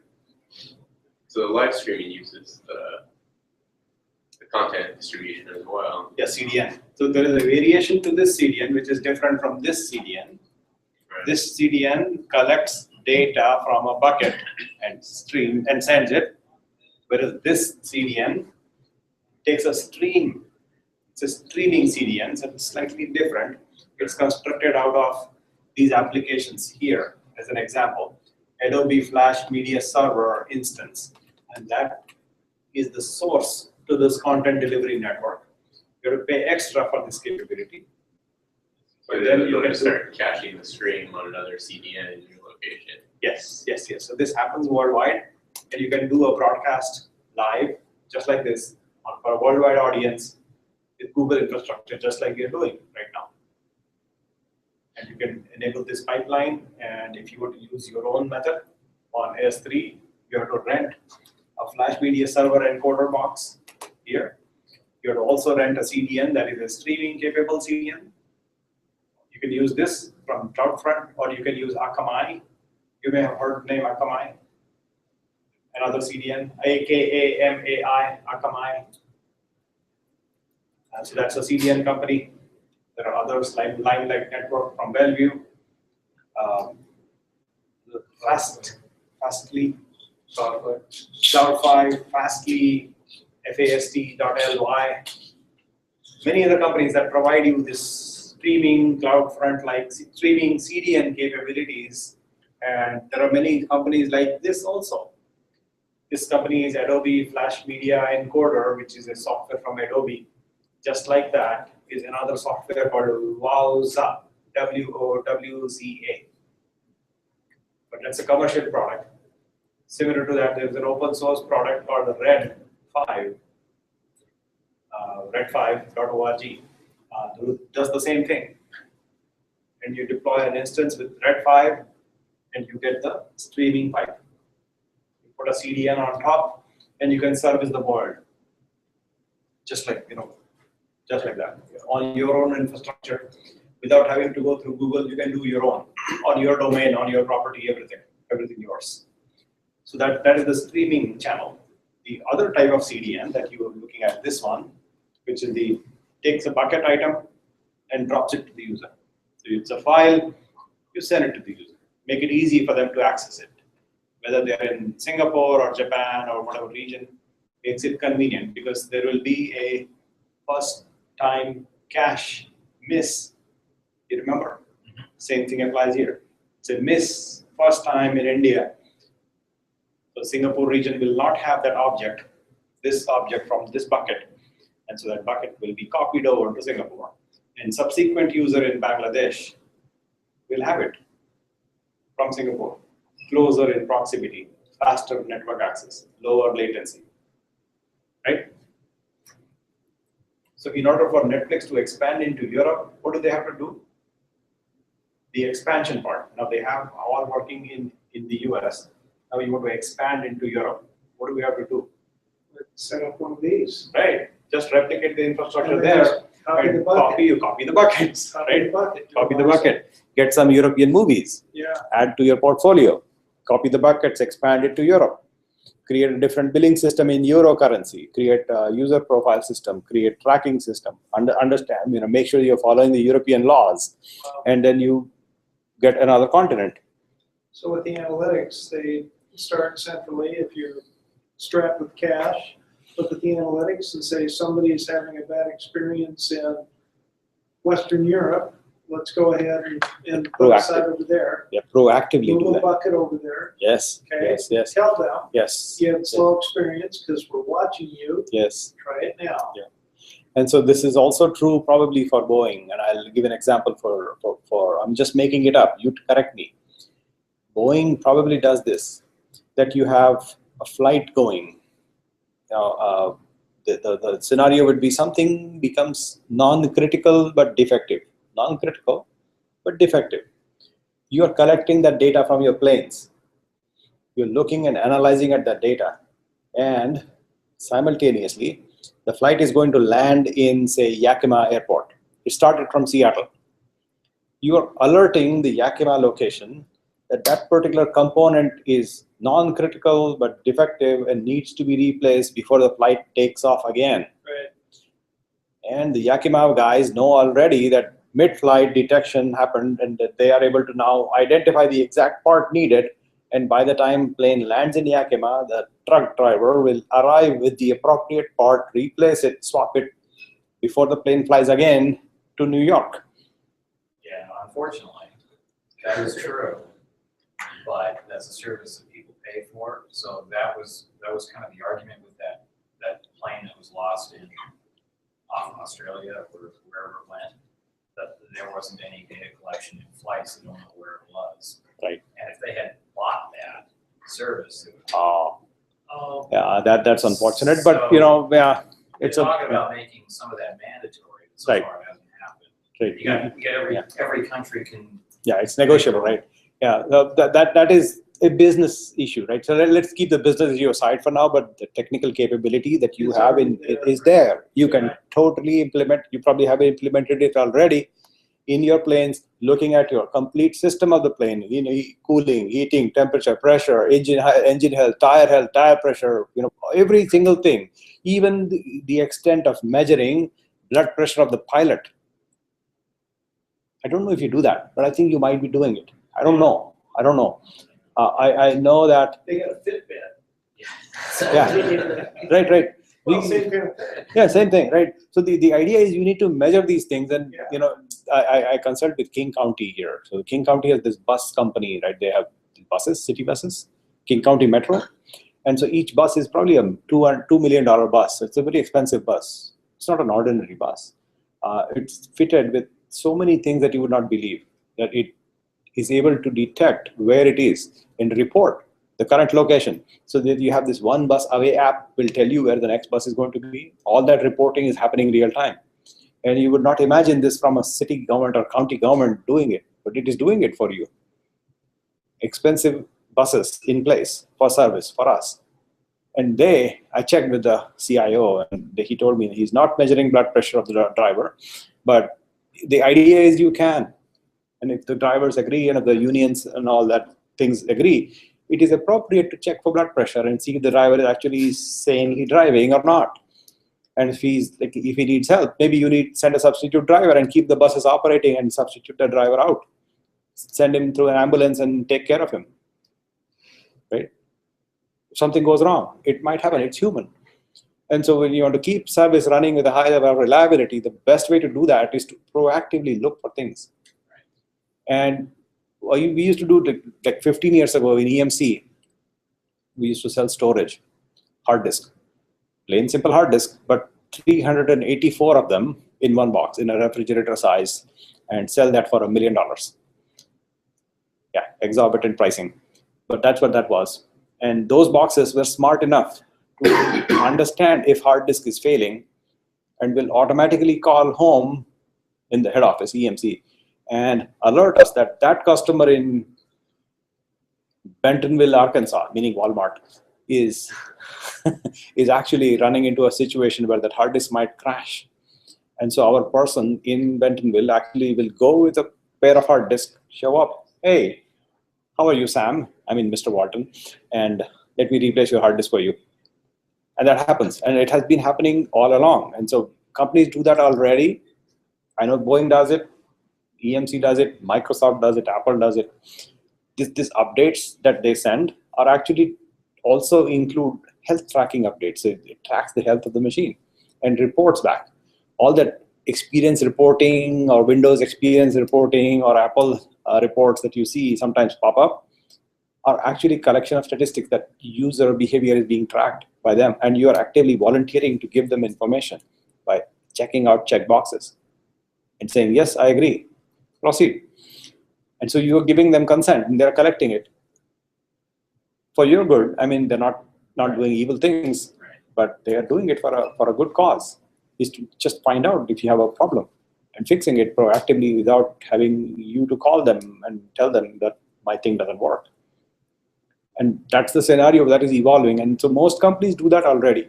It is just needs to be understood that we have to actually actively look for these things from a customer's user perspective. So what do the users care for? And I will look for those elements, measure them, gather them, analyze them. And that's where Hadoop comes into play. If you remember the word Hadoop, we briefly mentioned, we did not discuss deeply.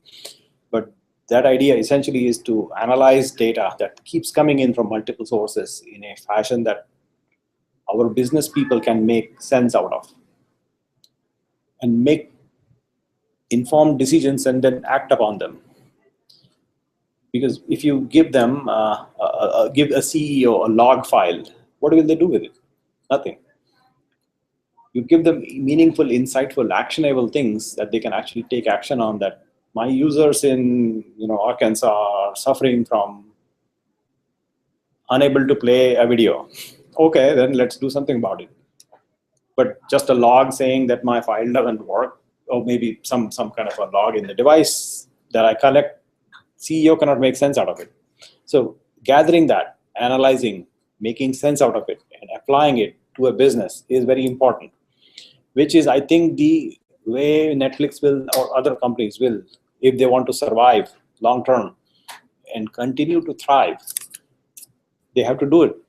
The other things are a given, and I call them these aspects, right? Like I mentioned here, streaming, billing, admin, DRM, the rudimentary stuff. Everybody does it. So I have to do it. It's just like I have to shower. I mean, I just have to. It's expected. That's a given. It's a hygiene factor. You just have to do it. But the unique differentiating factors are not billing. I mean, of course, you have to do billing properly, not make mistakes. But that's not a differentiator. Oh, they have a great billing system. I should go and subscribe. No, it doesn't work. Right? The differentiator is, oh, I have to watch that movie because my friend told me so. That's a differentiator. Or I like House of Cards. I don't know why, but apparently I do. And so I don't. But some people do, and so they watch. And so that's the magnetism that you want to build when you're building a new service, new business, new something. Is about the user and about analyzing what they're doing to keep them sticky, keep them coming again and again, and not cancel like I have. I've canceled Netflix apparently, that you saw. So I had to request him to go sign in. Because I don't watch movies, so there is no point in keeping subscription up and running. So back to these charts. There are several of these. There are probably 16 or so. And what I would suggest is that you pick 2 of them, study them on your own. And next time we meet here, that you describe them to me. And I'll help you. No worries. I'll participate with you, but I would like you to study on your own and pick 2 and read them. They're not too long to read. Like, it's not too much to read. It's just a page. Think about it. Just a page.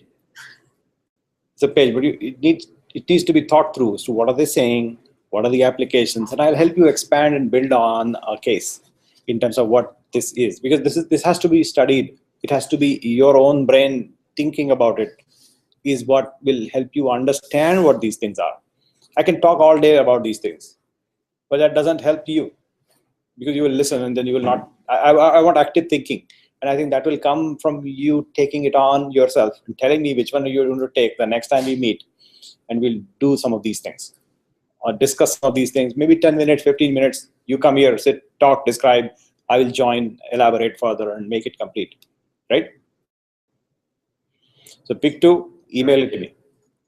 Sorry? You kind of assigned that a long time ago. I know, but nobody acted upon it. So I have to just. You did? So, yeah, Sorry. I picked, well, I don't have it. I see. So whenever you're ready, you tell me next time. And email me, please, what you pick. Okay. So I will know what you did. I'll email you right now. Yeah, thank you. And so that's what we intend to do when we proceed in that direction. So we'll take that up next time when we meet here, right?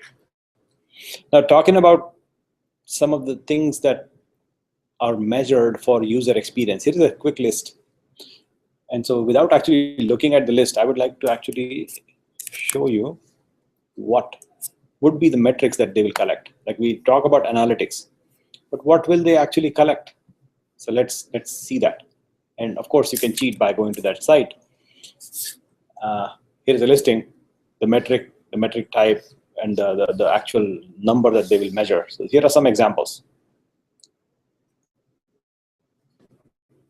The focus is on client performance, meaning what's the time to load an application itself from the home page. That you click the Netflix button on your iPhone app, on the iPhone. How much time does it take for the app itself to load? That's a very subtle indicator of speediness of the app. Then the other aspect regarding time for search to render, meaning you have to have a decent search performance. So you start your Netflix application on the phone or your Surface. Then you have a particular movie in mind. You will search for it, and the search results will populate. then you click on it, and then you start to play.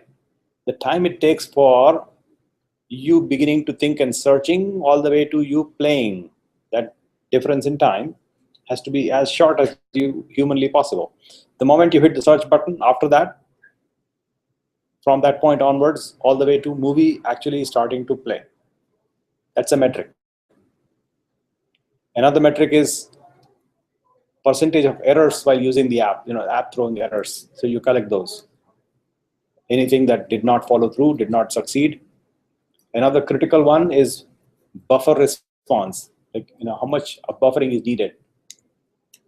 Almost ideally, no buffering is ideal. And so if you look at Amazon Fire TV, right? You heard of that machine? This box, pick up Fire TV box. You seen that? This is $100, $99.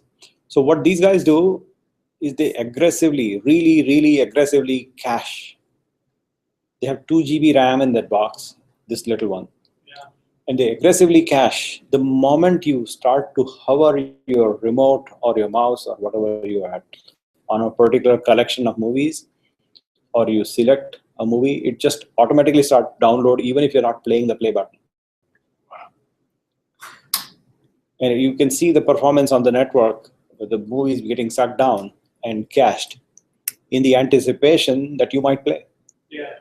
And if you do, you're delighted that it just plays right away. Right? And that's aggressive caching, which is nice.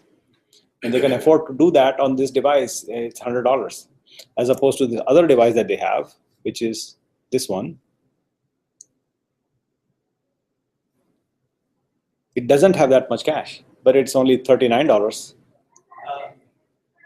And so this suffers from that lack of aggressive caching, but it's still not noticeable if you have decent Comcast, a decent internet. Still not noticeable.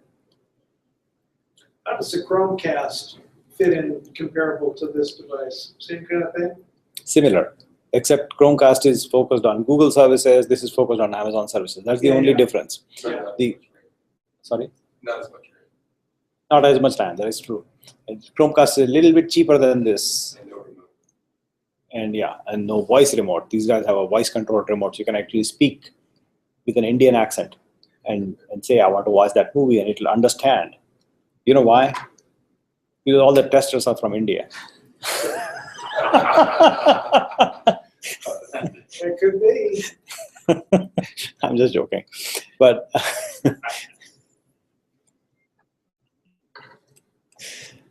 so the idea behind this is that they are not able to cache versus the other device, which is caching aggressively. And the underlying idea essentially is that you proactively do things that people expect you to do. That contributes to a good user experience. Like just a little contribution, tiny little, but people remember this perception that, hey, that box is really fast. Tiny little box, I just play the play button and it just plays. I mean, as if it is right there, but not really. We know what it's doing. It's caching, aggressively caching, predictively. And similar concepts apply to this site in general. So if I go to this site, I'm hovering on certain things. Say, for example, I'm hovering on whatever this thing, Vicks VapoRub, for example. This Vicks, I'm feeling a little cold. So I'm hovering on this, right? At this moment, Amazon knows that I'm hovering. So what Amazon is actually proactively doing these days and actually planning towards is this concept called instant gratification. And they are thinking about drone delivery, right? Yeah. They're thinking about 1 hour delivery in Florida. They're doing it already. And how are they pulling it off? They have now these local centers that are called Amazon distribution centers. And based on your hover behavior of your mouse on certain products. What did you call that again?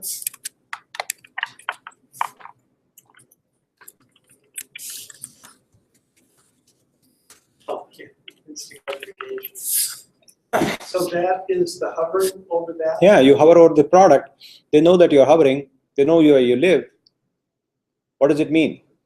if enough people in my geography are hovering on the same product, Yeah, What's the product there? what they will do? yeah, They will physically move it, Yeah. physically move it closer to you, like closer to your proximity in your region. So suddenly, if somebody is suffering from cold in Sammamish, then you have a Redmond Center flooded with this product.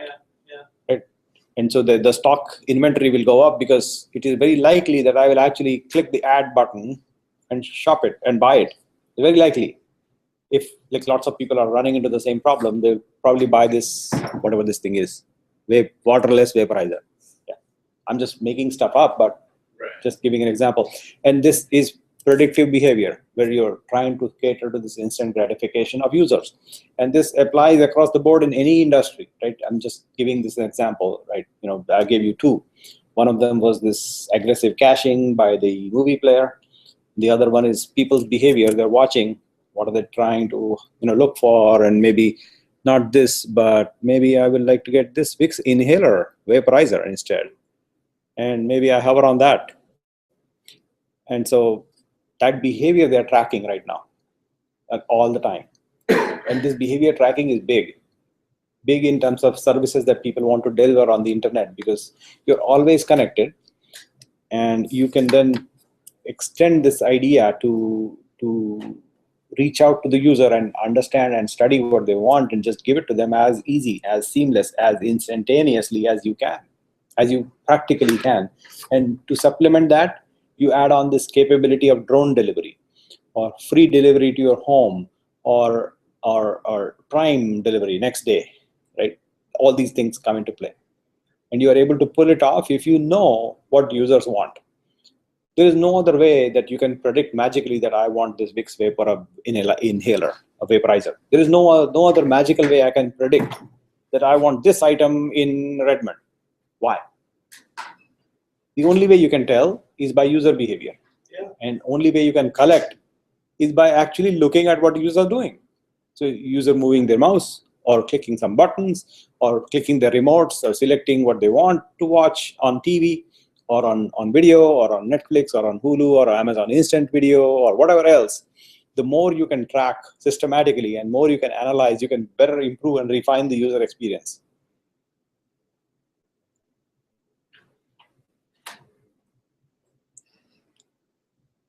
So what does this translate to, like in real life? What do we do with it? When we build something, we're building something, right? We have to cater to this aspect of gratification. It's critical. This is the reason, the single reason where people go on and again to the same store over and over. Because they want things. Like people want to buy things, as I said, but people do not want to be sold.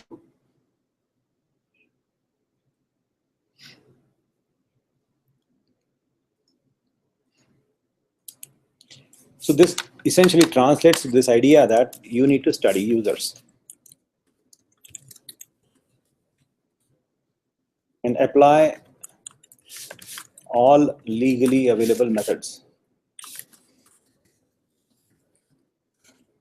Honestly, you just apply all possible methods you can to collect behavior data and analyze that, because that's the only way to improve and refine and beat anybody else what they're doing. And simple things, by systematically analyzing what users are doing, you can beat the competition, and big companies do that all the time. Even whether you want it or not, you just voluntarily agree with a checkbox of some sorts that, yes, I agree to give you information about my behavior as a part of the usage agreement. You just sign off and just give it to them. And you know it. I mean, you're supposed to know it. And you give it. And they collect. Companies collect it. You need to collect for your users.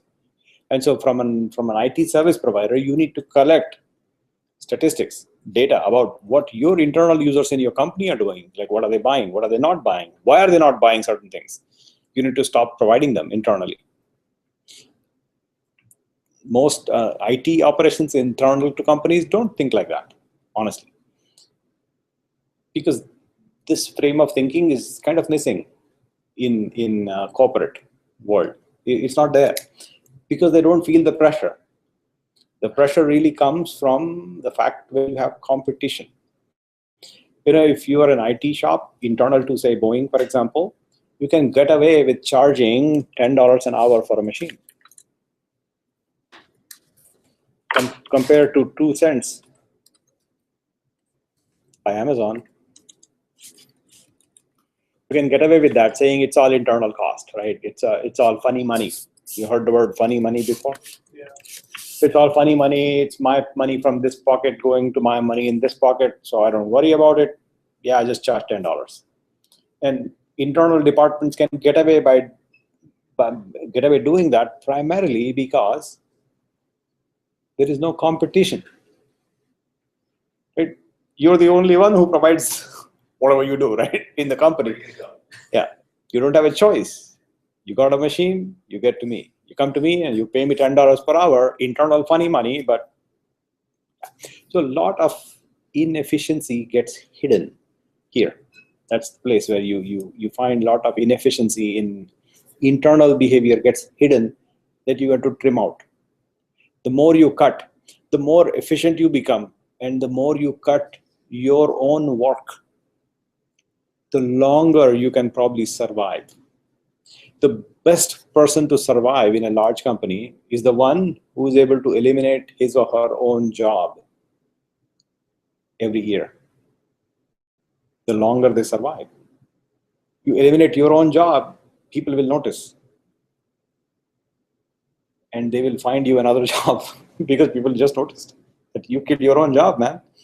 Great job. Because we don't need you anymore. Means let's eliminate some more jobs. Essentially, that's the idea, right? So think in that direction where you are able to eliminate your own work that you do every day, as opposed to the other way of thinking. The older way of thinking was job security, which is I want to keep my job and nobody should be able to. It's my territory.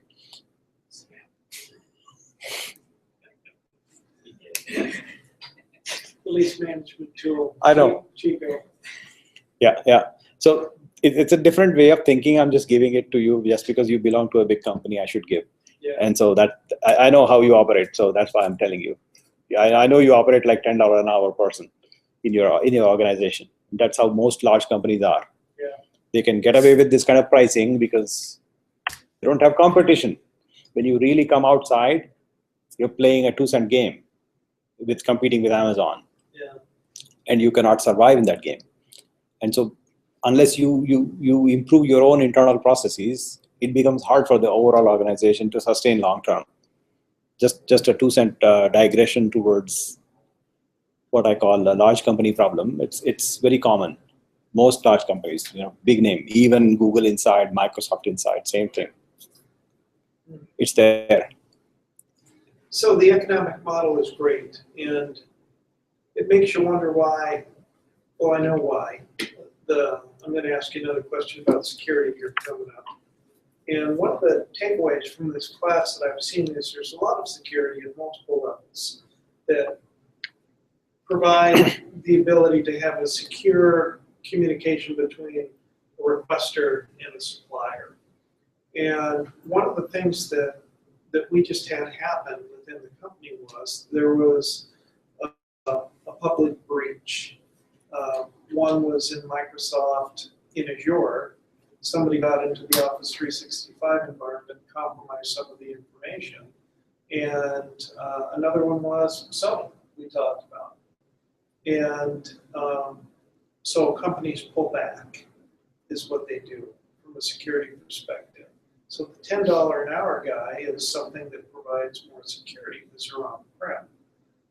So have you heard about some of that? Okay. Yeah. So there's this company called Premera. Heard of them? Yeah. It just happened. Right? I've been a Premera customer forever. And they have on-prem solution. They have a $10 an hour charge internal to them. Yeah, it can't Right. happen. I mean, Yeah. So the fact that it is in-house doesn't make it more secure. Okay. Well, makes it more in your control. Right. You at least it appears to be in control, but you have no idea. well, good point. You have no idea, you have no idea what is leaking unless you actually go and study and examine. It may be in your building, but it may be leaking, who knows? You don't know if it's leaking, We're not even right? So Premera has been, allowed to know what all the. I know that's another problem of big company, right? So this leakage that happened with Premera has been happening for multiple years now, apparently, and they knew about it. And it is rightful that they don't talk about it. If you find a security hole, that you don't publicly talk about it until Sure. you fix it.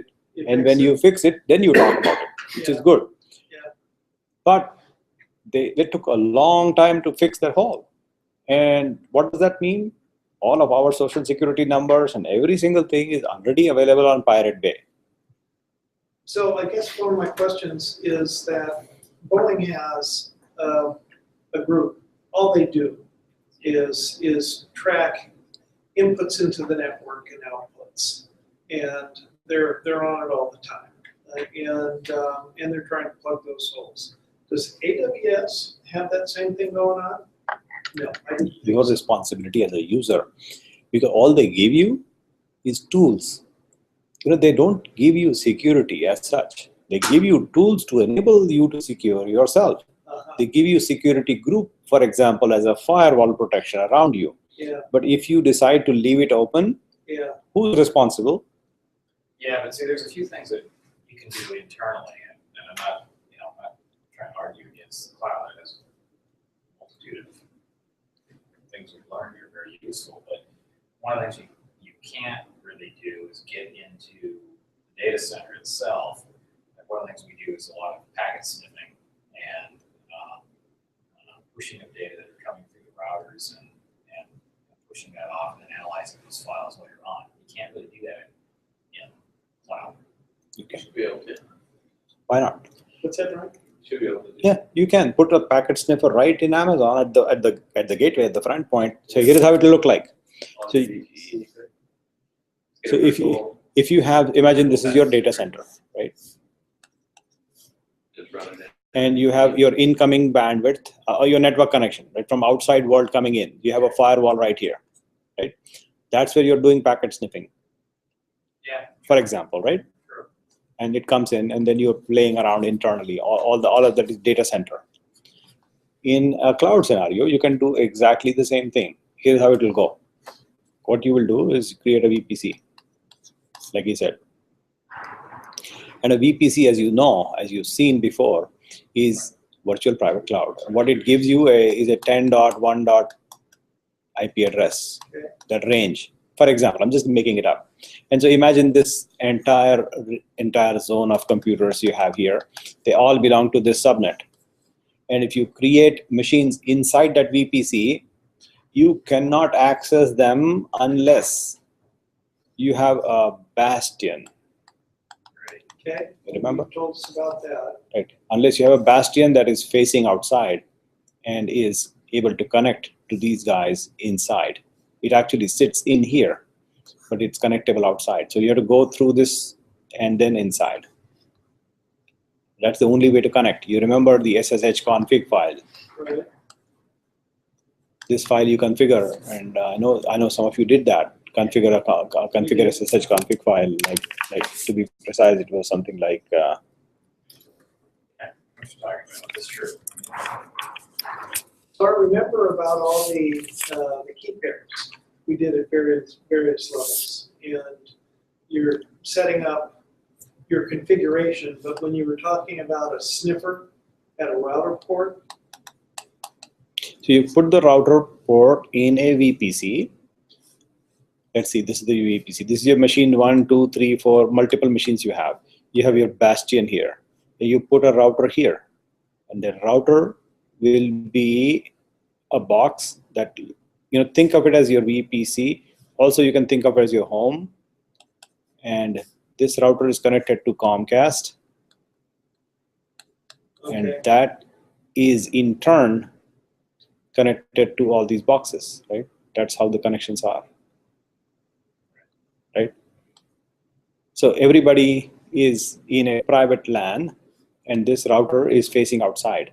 The router itself has an Ethernet port facing out and one facing in, right, and this is your router. At that point, you can put your packet sniffing network right there. In fact, you can put it right here, if you like. okay, Even before the router, you can configure it like this. So that's And on the put- land side. that you're looking at You versus you the can put land side. you can put land side, van side, whichever you want. Let's say if you have a packet sniffing AWS.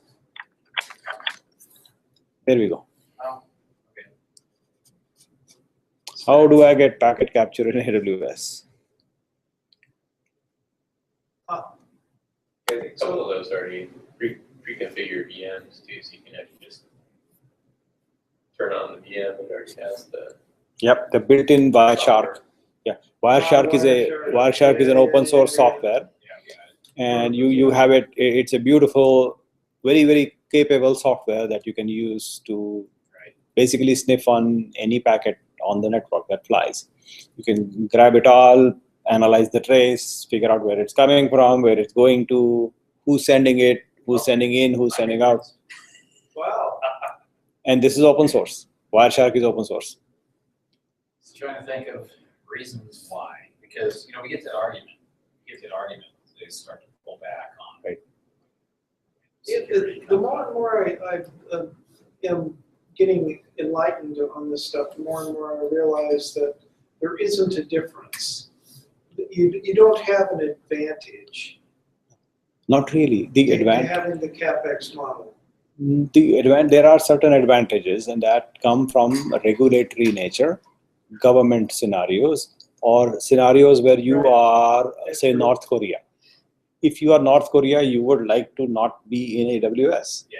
Because other countries will just have party with you. Right. So those scenarios are valid, right? If you're North Korea, you don't want to be in AWS, you would rather be in your Pyongyang, whatever that thing is, and be there and be happy. Yeah. Yeah, come outside North Korea and we'll see what happens. Right? Everybody will enjoy if Kim Jong-il comes out. He comes outside. I just learned about. So those are valid scenarios for private deployment, totally private deployment. And even within private, you can still get the benefit of cloud computing. Do you know what the policy is for bringing open source software In your into company, Boeing on-prem? I would like to hear more. You put the code on AWS, put it out in the cloud, run virus scanning software. When it's done, you can bring it on-prem. Huh. Interesting. I heard that today, and I actually found a business process that called that out because I was going to make them stop and say, we're going to get info security, their blessing on this. And then I found an actual business process with a number that's published through the company, says this is your process. Ouch. I need to find that process out, because I know several that don't like yet. Yeah, I thought, okay, you know who gave you the process? Huh. Info security. I should not be laughing at what you just told me, but it's one way to validate something. Well, but see, you're putting it somewhere else that you believe insulates you from your on-prem exposure. And the interesting thing is they pick AWS, which ends up implying, well, either if they get hurt, we don't care. It's a temporary resource. If it comes back, they end up being a better resource to actually check the validity of the open source software, and we'll bring it on-prem. So Amazon is doing something right, for us to be able to call that out to a policy. So Yeah, the way I think about what just you described is think of quarantine procedures, right? Yeah. In medical quarantine, you bring an exotic animal into the country. Then you have to put that animal in a cage in a quarantine for 6 months, right? 6 months quarantine, your dog that you bring in from India. Yeah, Huh? that's right. I mean, come on. But fact of life, you have to do that thing, and that's understandable for animals, and also okay for software. Who cares, right? Quarantine the software and let it sit for 5 days, maybe 6 months, and then you bring it in. A better approach is to actually study the software. It's open source. Just read it, see what's doing, play with it. right. And another even better one is to actually look at what the community is doing. I'll give you an example. Yeah. Let's see. GitHub ops code Chef. So we'll take the Chef example and look at how many commits. We got 12,212 commits. How many people watching it? 302. How many stars? 3,498. How many forks? 1,415 forks. How many contributors? Let's see. It's a big chart. And so, tons and tons of people contribute, actively contributing to the open source itself. And these are the commit graph. So these are statistics that you can see, and you can take a look at any just example like that. So let's see. The software that I work on, which is this one. Look at this one. There are 29,555 commits, 299 watches, 1,850 stars, 1,407 forks. And contributors is another huge, huge number. The commits happen like every hour. So this happened 5 hours ago. And so the amount of contributions that people worldwide are making into a product, which is open source, is a very solid indicator of its quality. Right. Because if there was something People wrong are with it, not idiots No, to spend their they're time here. They're not. And so if you look at the tags, you will get a stable tag from here and just sit with it. That's how you study and examine whether a good open source is worthy of touching. There are GitHub is full of crap, like total nonsense software you can find. But there are nuggets and beautiful nuggets of great open source available right here also. And you can see them all along. You can watch a simple characteristic of a good software is just the number of forks, number of people contributing. And I can show you some silly software that you will find. And let's see. There are lots and lots of silly, but there's no point of giving you a silly example. Let's end this.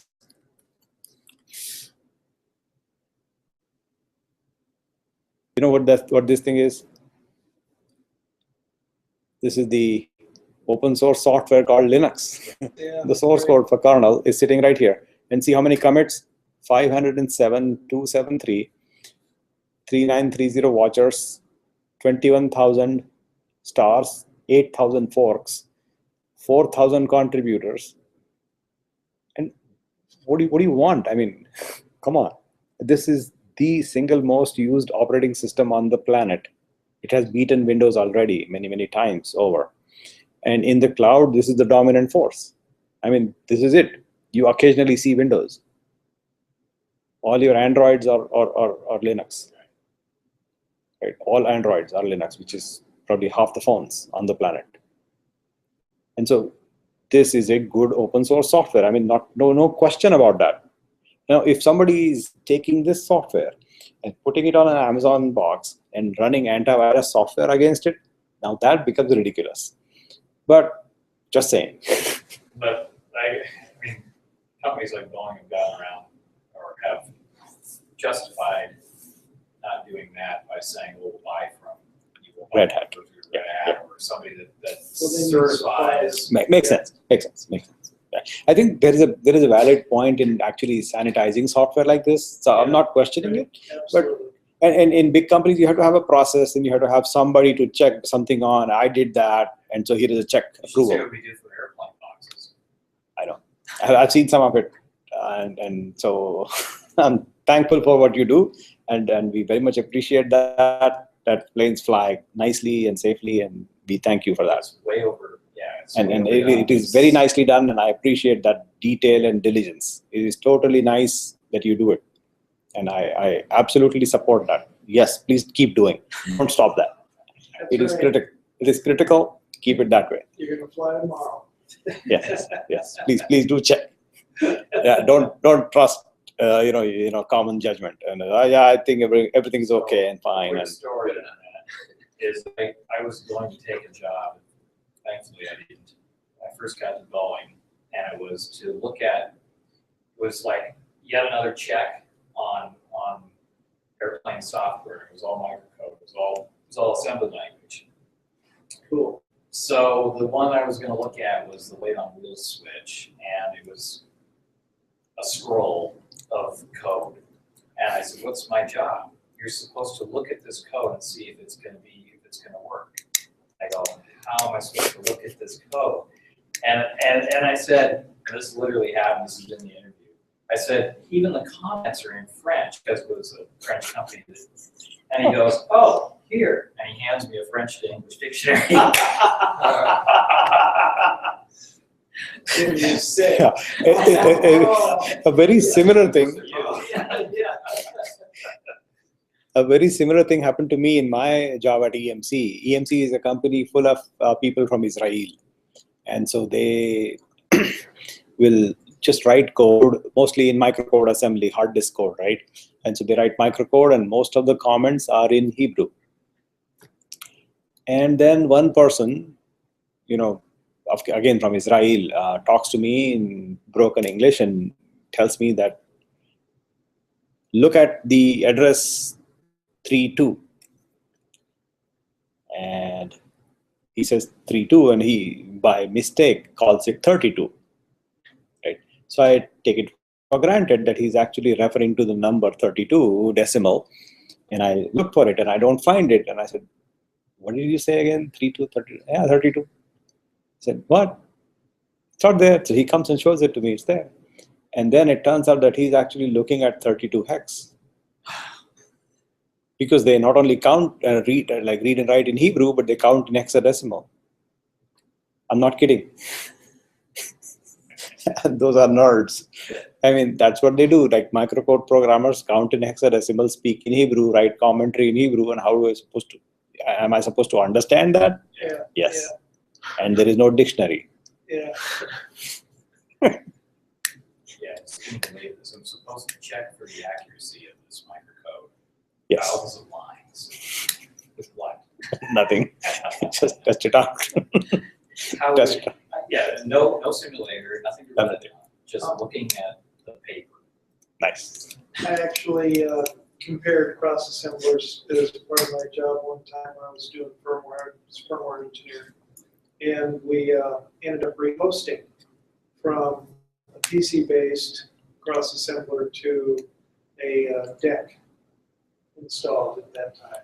And so I had to compare the differences of the cross assembler when you would execute an opcode and find the differences. Okay, all right, this is what I found. Took me days.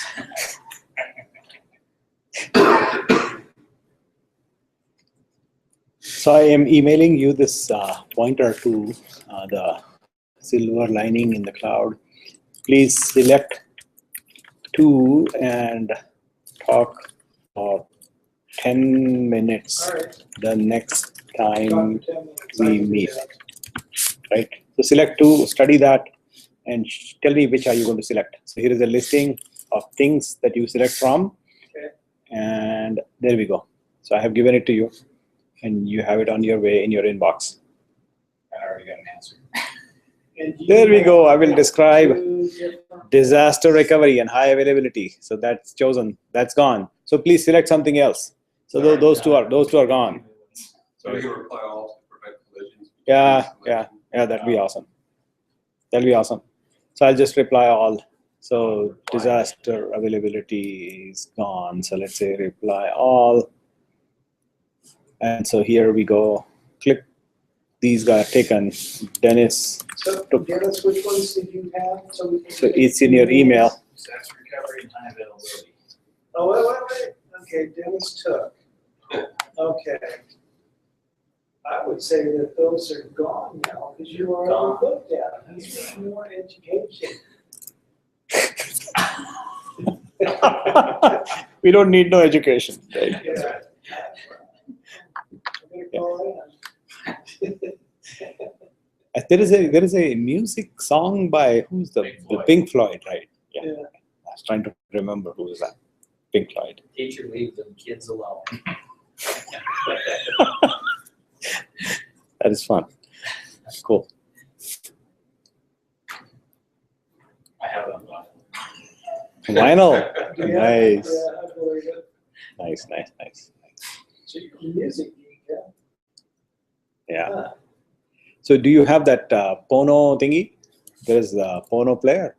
Yeah, that was what I was trying to talk about. That it isn't really. I thought it was a format, but it's not. It's FLAC, but it's no. I don't have the Pono player. Yeah, this one came out recently. PonoMusicForce.com. It's a no. Pono player. It's a Yeah. high fidelity audio FLAC-based player. Neil Young developed it It's a musician. from Crosby, Stills, Nash. Neil Young hired some engineers to I do was it. just Neil gonna Young talk about The that. branded it. That's Probably. funny.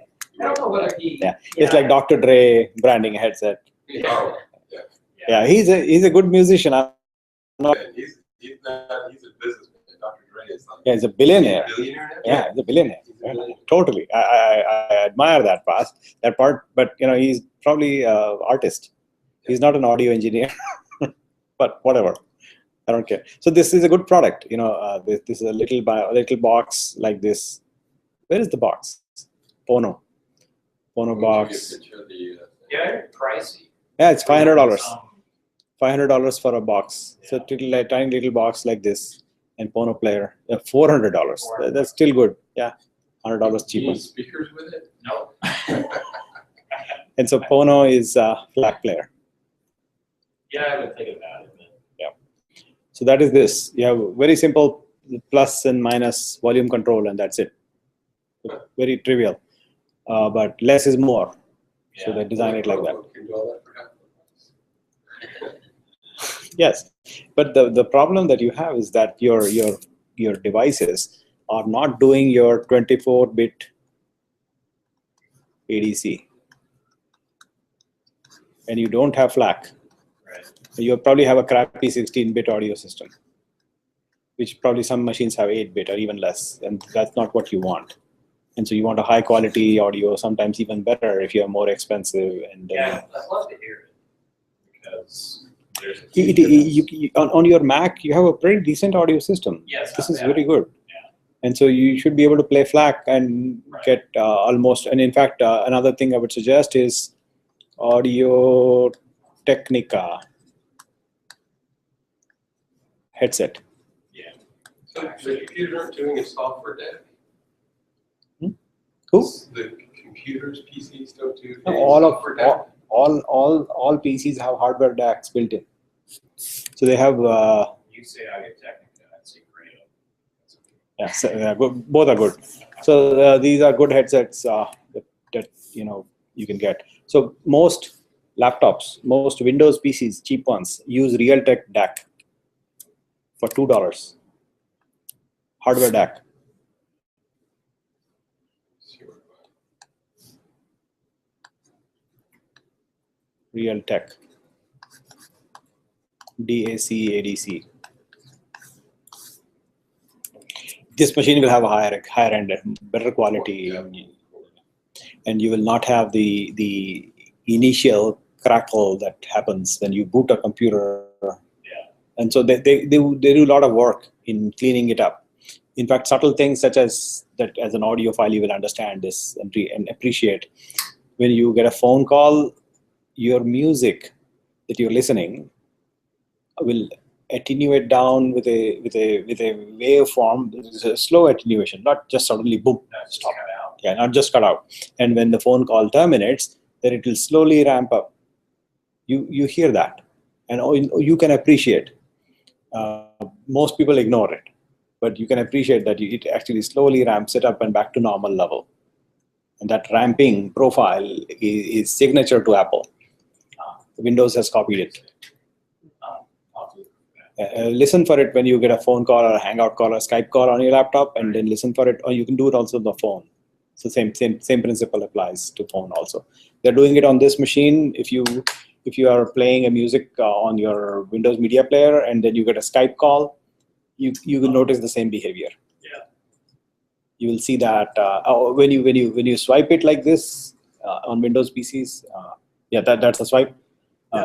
Then you change screens, and when screens change from one to other, you will see the audio transition decay and ramping up. You will notice that in audio also, especially when you're playing a video file on the background.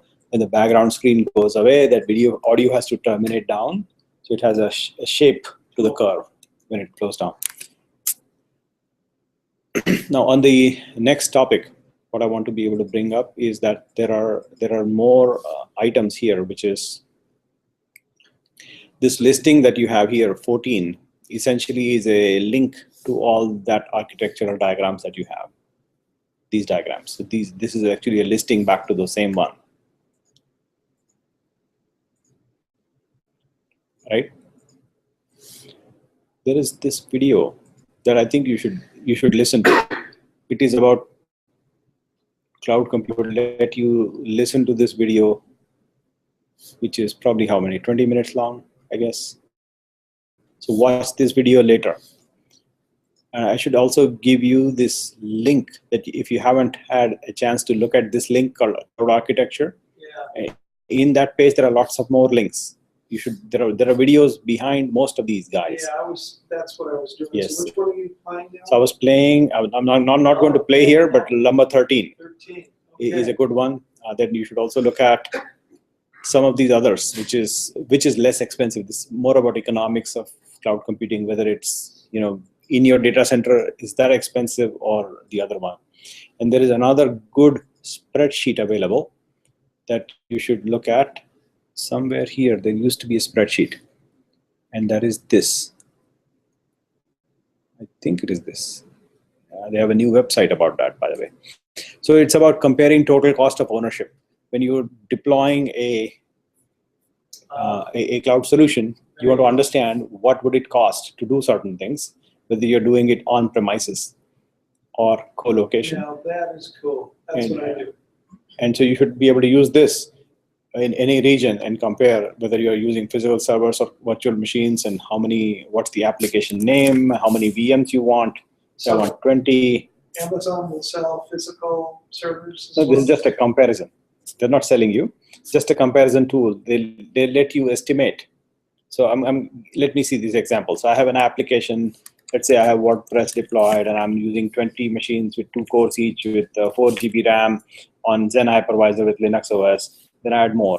I have some Windows boxes, Windows Server boxes, and I have 40 of them. And then I have each of them 4 and 8 GB RAM, and they're using VMware, and they're not running Linux. Ouch. Physical servers. This is bad. I should be able to add Windows, but they don't seem to have an option. Virtual machines only Linux here apparently. That's crazy. How much of a drop down? No, it's only that. Yeah. That's it. There is no drop down. What if it's not? So it is not even a drop down. But let's say another test boxes. I just get hardware. So okay, VMware hardware, and then I add some storage in a SAN storage, NAS storage, or object storage. 3 types where you can either connect a disk. Are you talking object storage? What are you talking about? S3. Oh, yeah. S3. When you put an object, get an object, as opposed to a file which you can seek into. You understand the difference between an object versus file storage? Well, storage allocation network versus network allocated storage is basically So here are detached storage versus. So here is a simple way of thinking about it. So the way you think about is on your network. Okay. Everything is on the network, right? First principle. If you access a disk, that is storage area network. You're accessing a disk directly, Okay. meaning you can get the handle to the disk and all the associated characteristics of the disk itself. That is the storage area network scenario. When through the network you access a file,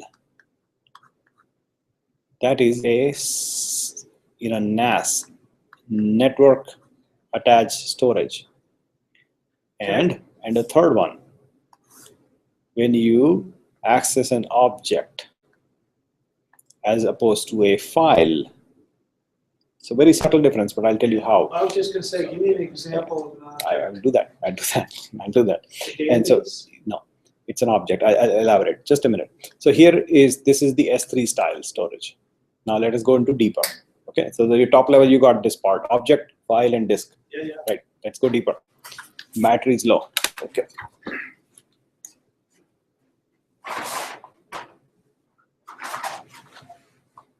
So a file can be an object, right? put a file in a bucket, it becomes an object. But you cannot seek into an object. You see what I'm saying? Seeking. I'll tell you more. Let's say he was playing a movie, right? You Well, I was watch gonna say, if you have a a bucket, 2 you've got all those movies that are files. Yes, a file you can put in a bucket and it becomes an object, but you cannot seek into an object. You either get the whole thing or you don't get it. And you cannot seek halfway into it. So if you look at a file, the classic file, I create a abc.txt file, and in that file I'll write A, B, C all the way through Z, and then there is end of file character, right? That's the file. Now this file, I can seek into it and get the 4th character for me, and I will get this letter D. I can seek into the file. Yeah. That is That's what is true. called seeking, right? You can do this on a file, but you cannot seek into an object. You either get the object. You get the entire object down to your laptop, and then it becomes a file and you can seek Then you into can it. seek into it. Yeah. That's the difference. Yeah. So in S3, they might be doing some sort of compression or something. That's why you can't see. You cannot touch it. You get the whole object down. So the protocol is get, put. It is not read and write, right? It's a different protocol. The idea behind reading is you can read a file halfway through A, B, C, D and stop, as opposed to get the whole file down all the way through Z and then read. That's the get concept. So the difference between a file versus an object is that you have to get an object and you read a file. You put an object, you have to put the entire object. You cannot put half the file right now and half the file later. Okay. That's the concept. You got it? You got the object versus file thing, right? Got it. Now the next idea is this, that you have this on the network. You connect to a disk, right? Sorry, disk. Now the disk can be connected to some noise somewhere. I don't know why, it happens occasionally. So the disk you can connect. Can you tell me where at least 2 or 3 protocols how you connect a disk to a computer? SCSI is one. Yeah. SCSI is one. Serial ATA. Serial ATA, parallel ATA. IDE. Yeah, PCIe. You can also connect IDE connector. So all these are. There is another one called fiber channel, iSCSI. Yeah. So the methods of connection. You can implement all these methods on custom buses or custom wires, cables that connect to the CPU, and you can Sure. hook it up, right? Sure, You've seen yeah. PATA cable, you've seen iSCSI cable, you've seen, there's no iSCSI cable. You've seen SCSI cable, you've seen IDE cable. Those are cables or buses designed to connect a particular type of connector to a particular type of disk.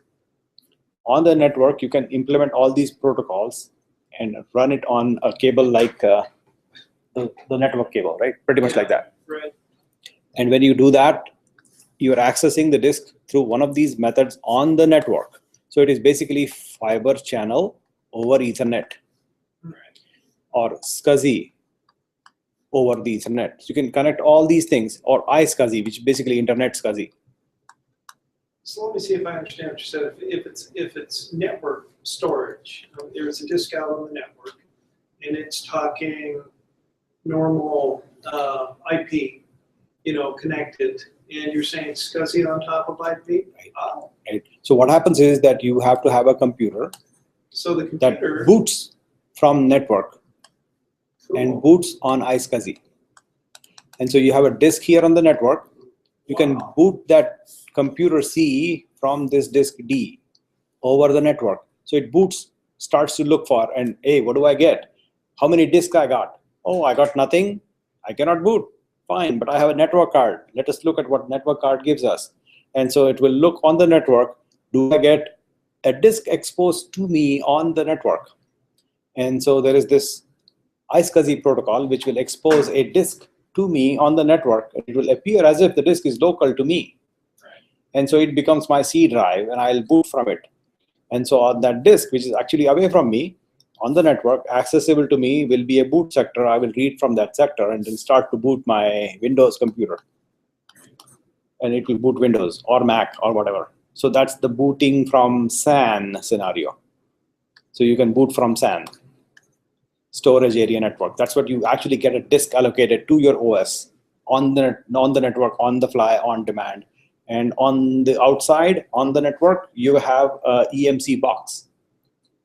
That is a big storage box. You carve it into smaller pieces and then associate it on the network with other machines. So you can have a Windows box hooking up over the network to a disk somewhere in an EMC box will present itself as a small disk to the Windows machine, or another small disk to this laptop, or maybe other servers in your data center, or other VMs in your data center. It can become visible, and you don't have to have physical disk associated. The disk is being represented and given and shown to you and provided to you and dedicated to you on the network from a SAN. That's a SAN scenario. Now on the NAS side, there are 3 or 4 different methods of accessing that you may have seen, but if not, I'll just highlight them. One of them is this protocol called SMB. You seen that? And so if for example, are you on the Cloud Genius Wi-Fi right now, for all of you? So do you know your machine name? Corvette. Corvette. So let's see. I will do this, SMB:// and I'll open it up. Run this protocol, open it up, and see what happens. So let's see.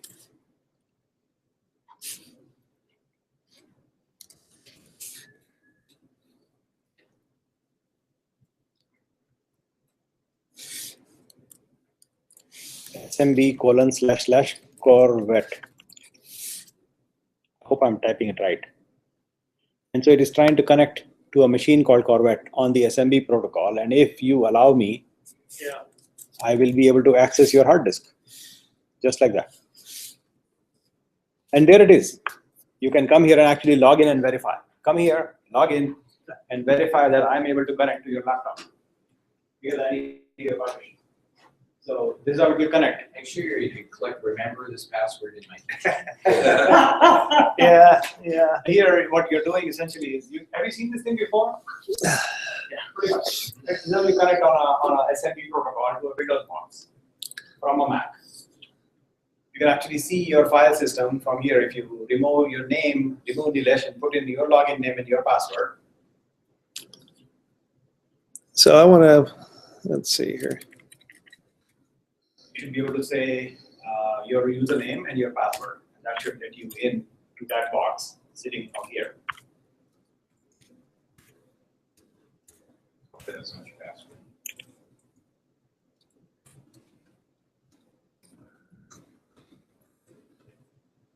Fairly complex username. Yeah. Well, it's Microsoft, so where do you see the password? Let's see here. I got to So remember. you'll not see that password. Yeah. They're just tracking your keys and so on.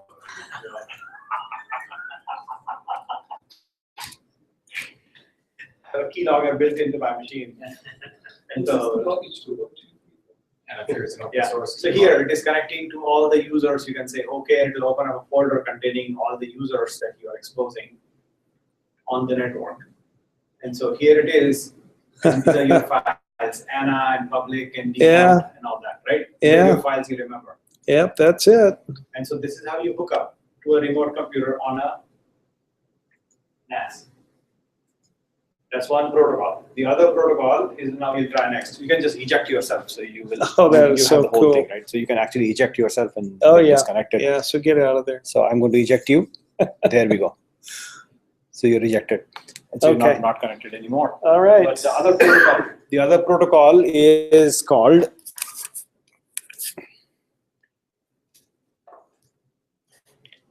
AFP:// and I need a machine name on a Mac.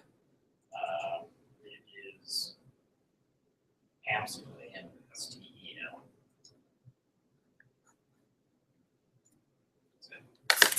So we should be able to connect to the same way, very similar way, but connect to the server, AFP://AMSTEL.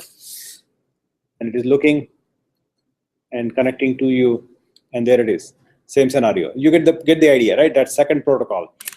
A third protocol is available called NFS. And we don't have a machine here, but that's a Unix machine. You can actually connect to a Mac also like this.